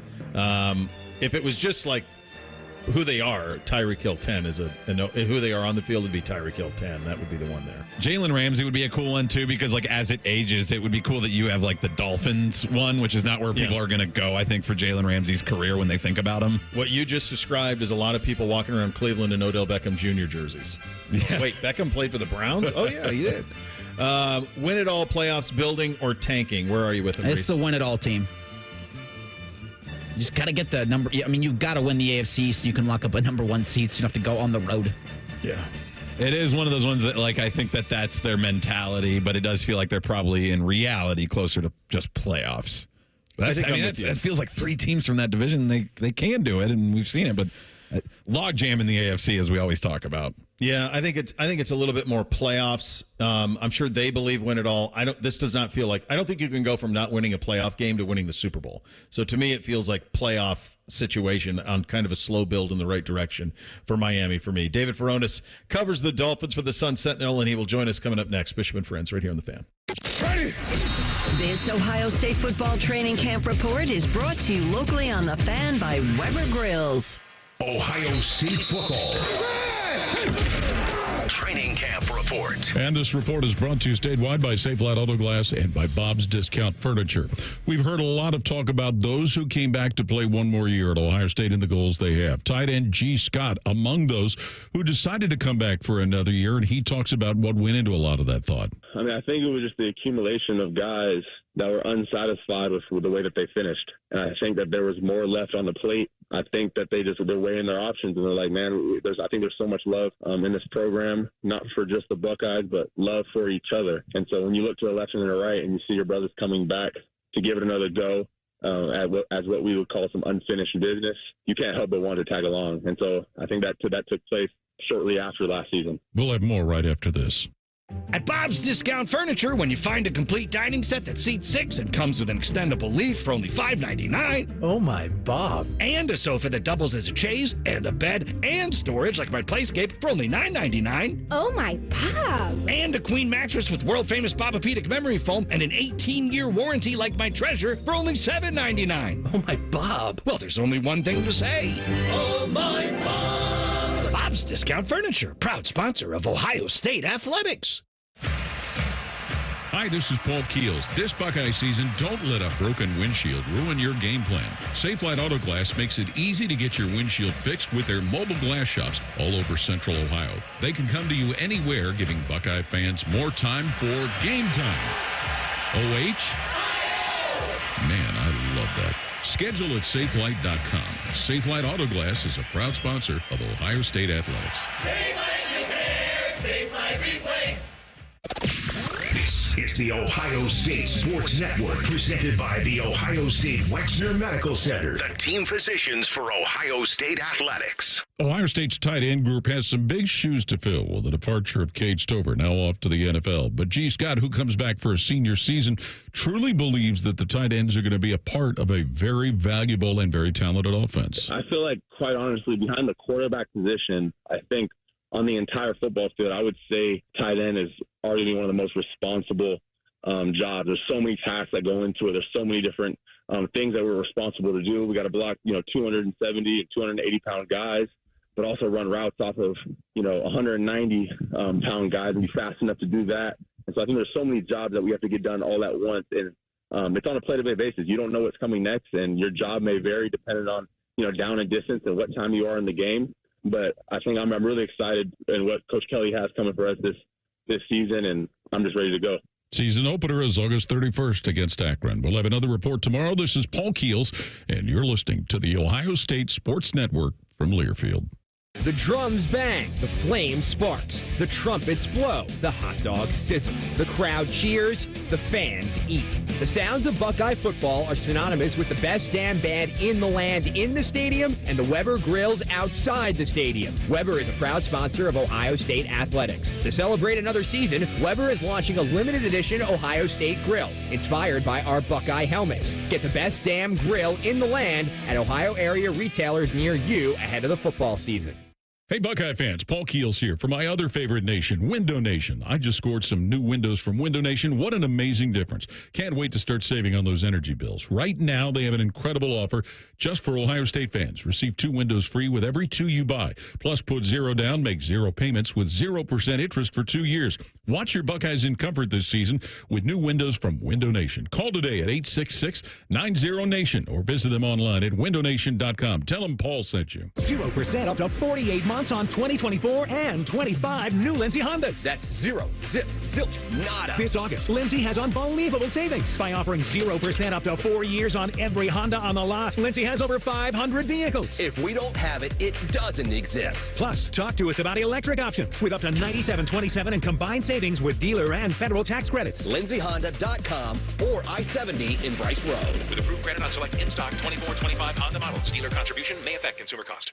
The delicious ice-cold taste of Dr. Pepper has a lasting effect on people. Lindsay from Sacramento said, Pro tip, 40 degrees is the perfect temperature for an ice-cold Dr. Pepper. Why is 40 degrees the perfect temperature for Dr. Pepper? We brought in Sue from Duluth, Minnesota to tell us. Oh, yeah, I know a thing or two about cold.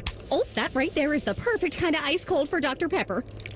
I'd share that with my friend Nancy. She likes Dr. Pepper, too, you know. My cold is... All right, that'll be all, Sue. Having a perfect temperature for your Dr. Pepper? It's a Pepper thing. Inspired by real fan posts. Bishop and Friends is sponsored by Awaken 180 Weight Loss. Fast, sustainable weight loss without medications. The solution for weight loss. Awaken 180 Weight Loss. Producers, co-hosts, friends, some of those things are true. You're listening to Bishop and Friends. All right, let's get some perspective on the Miami Dolphins and the AFC East at large. David Furones covers the Dolphins for the Sun Sentinel, and he joins us on the Brian Heating and Cooling Systems fan guest hotline. David, thank you so much for the time. Let's just start with the perception of the team that you cover amongst the fan base, because from 30,000 feet, I go, gosh, it's a lot of fun. McDaniel's got all sorts of fun quotes. Tua's fun to watch, all the speed on the outside. But from my vantage point, I'm wondering if there is starting to be some pressure for it to manifest with postseason success and so on. Where is it down there in South Florida? Absolutely. You hit the nail right on the head there.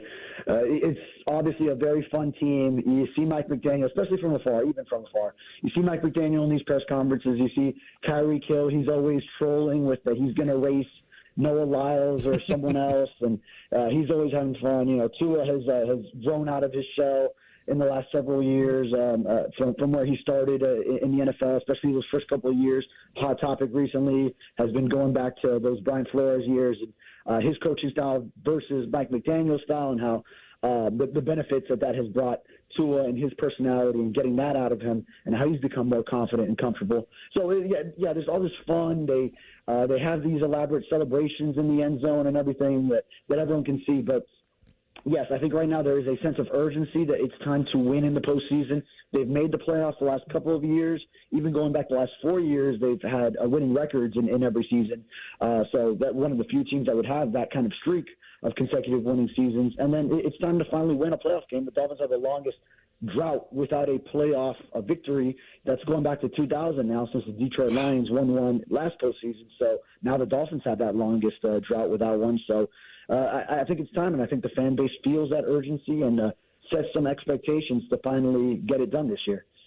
I never would have guessed that it's been since 2000, man. I just would not have had that. I would have thought that there would have been one along the way, but man, you say it out loud and you go, yeah, it's more than time to win a postseason game. You've been that. You talked about Tua, and really he's the centerpiece of this growth, the drafting of him, the development of him. What have you seen from him growth-wise on the field, off the field, into a guy now that maybe should be, if he has another season like the one he has and they have success, in the MVP conversation? What have you seen from Tua growth-wise through the years? Yeah, I'll take you back to the first year that Mike McDaniel took over, so that would be Tua's third season in the NFL, coming out of Alabama. And I remember back then when a lot of people were still pretty down on him, or opinions would vary on him at least. So that Mike McDaniel really had to instill some confidence in him and show him that he can play at this level and build a system that suited his strengths and sort of make him a point guard of the offense. and not put him in situations where, for example, his arm strength back then was one of the things that was highly criticized. So not put him in situations where those weaknesses are highlighted, and instead highlight the strengths to his game. And, of course, Tyreek Hill coming in and Jalen Waddle only progressing going into his second season back then in 2022. All that helps as well.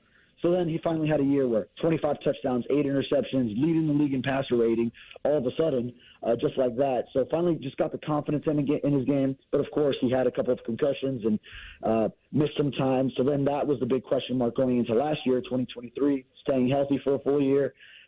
Finally checked that, crossed that off the list of things he needs to get done. So just growing in different ways, becoming more of a leader now. And finally he got this contract extension this past offseason, or actually early in training camp. They finally got it done after a full offseason of going back and forth in negotiations. And so now he's locked in.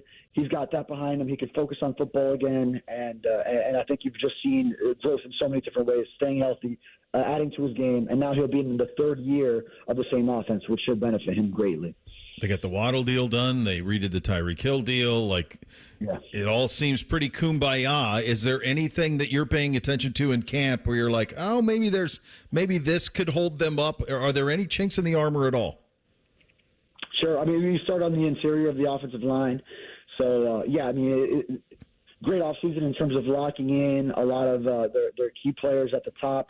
But Robert Hunt, the right guard, was one of the players that left in free agency, along with defensive tackle Christian Wilkins. That would be another one, so also on the blue line as well. But you let Robert Hunt go. He gets a 5-year, $100 million deal as a guard, which you're not going to see that very often. But that shows you what the Carolina Panthers thought in him and building from the inside out in their offensive line.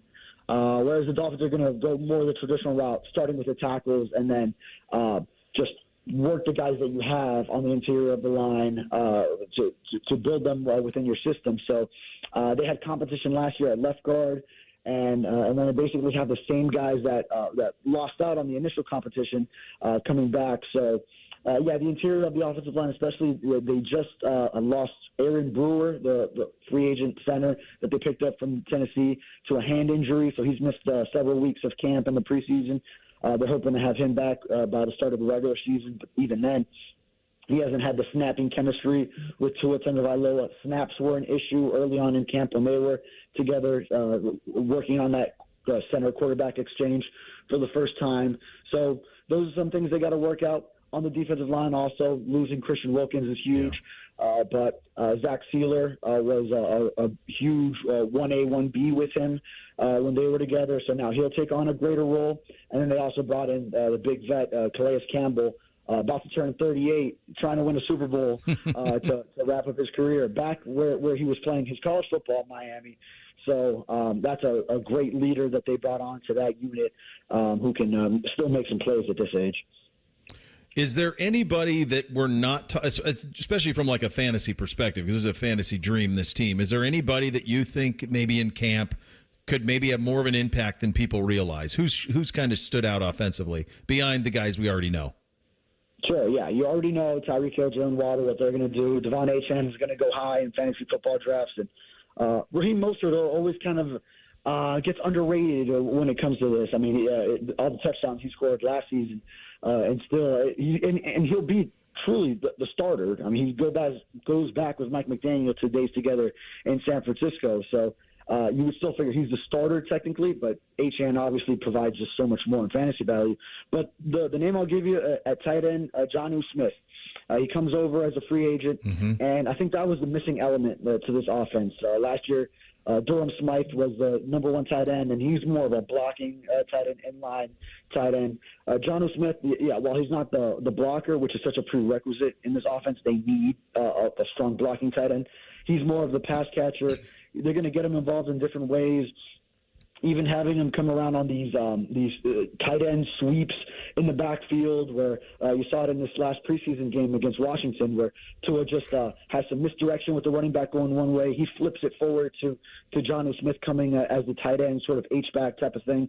And he's so good with yards after the catch that you could just get him the ball actually behind the line of scrimmage and then let him do his thing. So between that, what he can do in the red zone as a bigger target, maybe giving Tua someone that he could throw the ball up to in those situations, because all the other guys are smaller guys, Tyreek Hill, Jalen Waddle, and that could add a lot to this offense, and some potential value there as a lower drafted tight end maybe in fantasy drafts. David, I'll get you out of here on this one. Will they ever just go back to the old uniforms and make them the permanent uniform, or are they forever in this uniform? Yeah, you're speaking the fans' language down here in Miami. This is what they clamor for on social media. So, owner Stephen Ross, the logo that he created or he approved, going back to when they switched it back in 2013. Now it's been more than a decade. Wow, that's kind of like his baby. So he's very fond of that logo. Feels like it's sort of like a trademark to his tenure running this franchise. So not under his reign would this occur, but yeah, it's also more special when the throwbacks just come out those 2 times a year. They're so clean. Yeah, absolutely. So good. They're so good, man. Great stuff, David, man. Really appreciate your time and your expertise and loaning us a little bit of it today.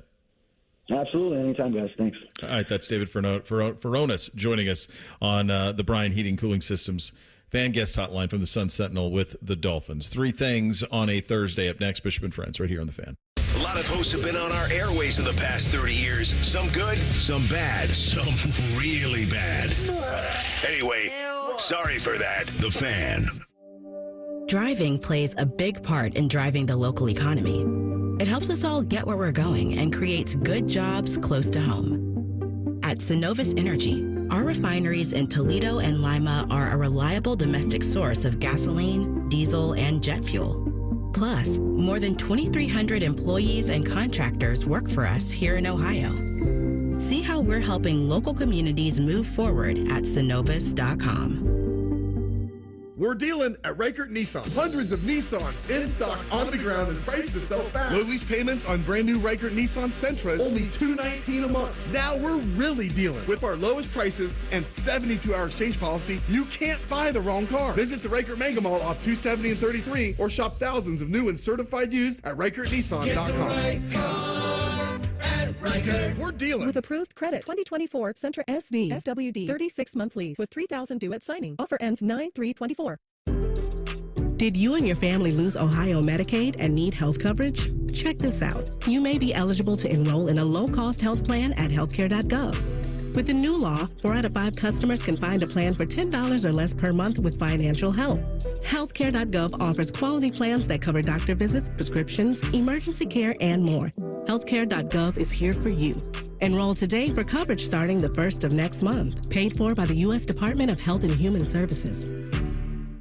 Transform your home in one weekend with paint from Menards. Get a paint that combines durability and gorgeous color. Dutch Boys DuraClean Interior Paint and Primer in 1 offers Stay Clean technology, making your home stay beautiful and clean longer. With Dutch Boys Easy Opening Smooth Pouring Container, transforming your home has never been easier. Save big money on Dutch Boy paints and head into Menards to get your paint project started today. Save big money at Menards. Do you feel that? The season is getting closer. Buckeye football comes your way in 9 days. Every game, every season. Proud to be your flagship home for Ohio State football. The Fan, Ohio sports destination. Your local Rite Aid might be closing, but don't worry. It's easy to transfer your prescriptions with GoodRx. First, check prices at GoodRx.com or on our app. Then show your coupon to the pharmacist. It's that simple. GoodRx can save you up to 80% on prescriptions at over 70,000 pharmacies nationwide. Best of all, GoodRx is free, and it works whether you have insurance or not. Download the app or visit GoodRx.com today. GoodRx is not insurance, but can be used instead of insurance, including Medicare and other federal and state-funded programs. Experience a piece of history this September and pay tribute to those that have served in the Vietnam War. Delaware County Veterans Services invites you to visit the Wall That Heals from September 12th through the 15th at Havner Park in Liberty Township. Witness the official 3/4 scale replica of the Vietnam Memorial in Washington, D.C. The Wall That Heals is free and open to the public 24 hours a day until 2 p.m. on the 15th. For volunteering opportunities and to learn more, please visit thewallthathealsohio.com. Hey, it's Anthony here from my friends at Germain Honda of Dublin. Rich is rolling out all of his new Hondas at 2.9% up to 60 months, just not including the Civic Si and Civic Type R, but all the other awesome new Hondas, 2.9%. You love certified? He has the dream deal, 0.99% APR for 36 months on the 23s and 24s, Civics, HRVs, CRVs, pilots, and passports. When you think Honda, you have to visit Germain Honda of Dublin, Sawmill Road, just south of 270. Get your air conditioner fixed fast. Call Care Heating and Cooling, 1-800-COOLING. Hey, it's Bobby. When it comes to tackling a project as important as your roof, you want a company that cares about the product and experience they're going to deliver. At Newman Roofing, you're more than just a number. They believe in 100% customer satisfaction. And for your roofing needs, give them a call at 614-NEW-ROOF or newmanroofing.com. All your favorite fan shows are available when you want them. Head to 971thefan.com and hit that subscribe button. The Fan, Ohio sports destination. The uncle you never knew you had. The friends you kind of wish you didn't. This is Bishop and Friends. Hi, Reese, what do we have on the poll? The Daily Fan poll asks, which rookie starting quarterback, will throw for the most yards this NFL season? Caleb Williams, Jaden Daniels, Bo Nix, or a combination of Drake May and Michael Penix Jr.? Right now, 39% of you say Caleb Williams is going to throw for more yards than Jaden Daniels, 27%, Bo Nix, 29%, 4%, Drake May, Michael Penix. I like the double one. I mean, if you get two of them and Michael Penix plays a certain amount, yeah. So you get them both combined? I think I'd take the combined one and just bet Penix plays some. I think Caleb Williams is in the best position that a rookie number one overall pick has been in since, I don't know, maybe Tim Duncan. Like, it's just so set up for him. Like, it's so rare to be the number one overall pick in the draft and then be on like a loaded team. Luck, I guess. Andrew Luck. He's close. Yeah. Luck's close. He's the other one. They didn't build much for him. It was just already a good team. It was there from Manning. Yeah. I mean, it's rare, though, to just paratroop into a playoff team, and that feels like what Chicago is and will be with Caleb Williams. Yeah, Luck was the other one. Luck and then Tim Duncan were the two that I thought of that are like, geez. They just set up in incredible spots. Magic Johnson was a pretty good spot, too, his rookie year playing with Kareem Abdul-Jabbar. Let's hit three things on a Thursday. Go ahead, fellas. 1, 2, 1, 2, 3 things. Sponsored by Custom Air. Custom Air. Custom Solutions. Custom Comfort. So, number one for me, up until this morning, I had never doubted 12-year-old NBC's genetics. I never doubted it. He's my son, my wife's child. And today, my wife got them this week for the first week of school. She let them pick their cereal, so they picked Cinnamon Toast Crunch because, of course, she would. So he eats the Cinnamon Toast Crunch, and he didn't drink the milk. I couldn't even look at him. How do you not drink the Cinnamon Toast Crunch milk? It's delicious. It'd be like eating one of those, the cones that what are they called? The ones drumstick. Drumstick, and then you don't eat the little chocolate at the bottom. Like, you just stop. I've had enough. Like, I'm good. I don't need any more. I said, what are you doing? He goes, I ran out of time to drink the milk. Idiot. Have a Tootsie Pop and then don't even take the Tootsie Roll at the end. Just what are you doing? Worked your way all through it for the really delicious treat. This is the reward. Hydrate, young man. First one for me. Last year I wore this, now I'm not saying I'm athletic, but it was like a dry fit type athletic shirt. And it was this dark brown, and it showed the pit stain so much. And I was like, well, why would it be flexible, dry fit? The tag says active performance. And then it just shows pit stains. What is this, a shirt made to show off how hard I'm working? So you can get the sweat ring if you're actually working out. And either way, it was, it was not gray, so I didn't understand why it showed up so much. Luckily, I didn't have any meeting yesterday, but I do have a meeting after the show today, and I could have accidentally worn that shirt and just had huge pit stains and would have had to live with it. What color's the shirt? It was like a tan. Okay, and it blew through that even. Yeah. Formidable. First thing for me, I saw this in the break, and it was one of those things that while we could save it for tomorrow, I think the people need to hear it now. So the University of Miami of Ohio, thank God, lost Graham Nicholson, their kicker, to Alabama in the offseason. Here was someone interviewing Chuck Martin about what the Red Hawks are going to do for special teams this season. All right, special teams, lost your kicker. Carter McLaughlin. We didn't lose him. He's at Alabama. We know exactly. I understand We know that. exactly where he's at. You media people, it's all pretend. Like, no, Alabama stole our kicker.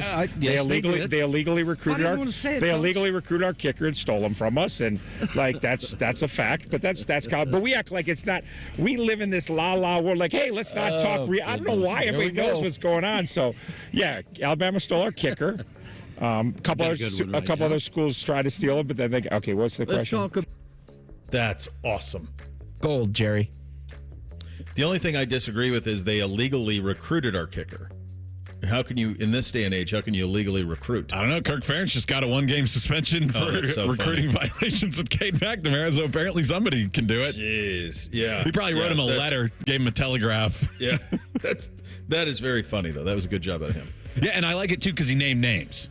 You know, he didn't say some teams come out here and steal some players from other programs. He said, our kicker to Alabama. They stole him. Yeah, I also like we didn't lose him. We know where he is. That's a funny line too.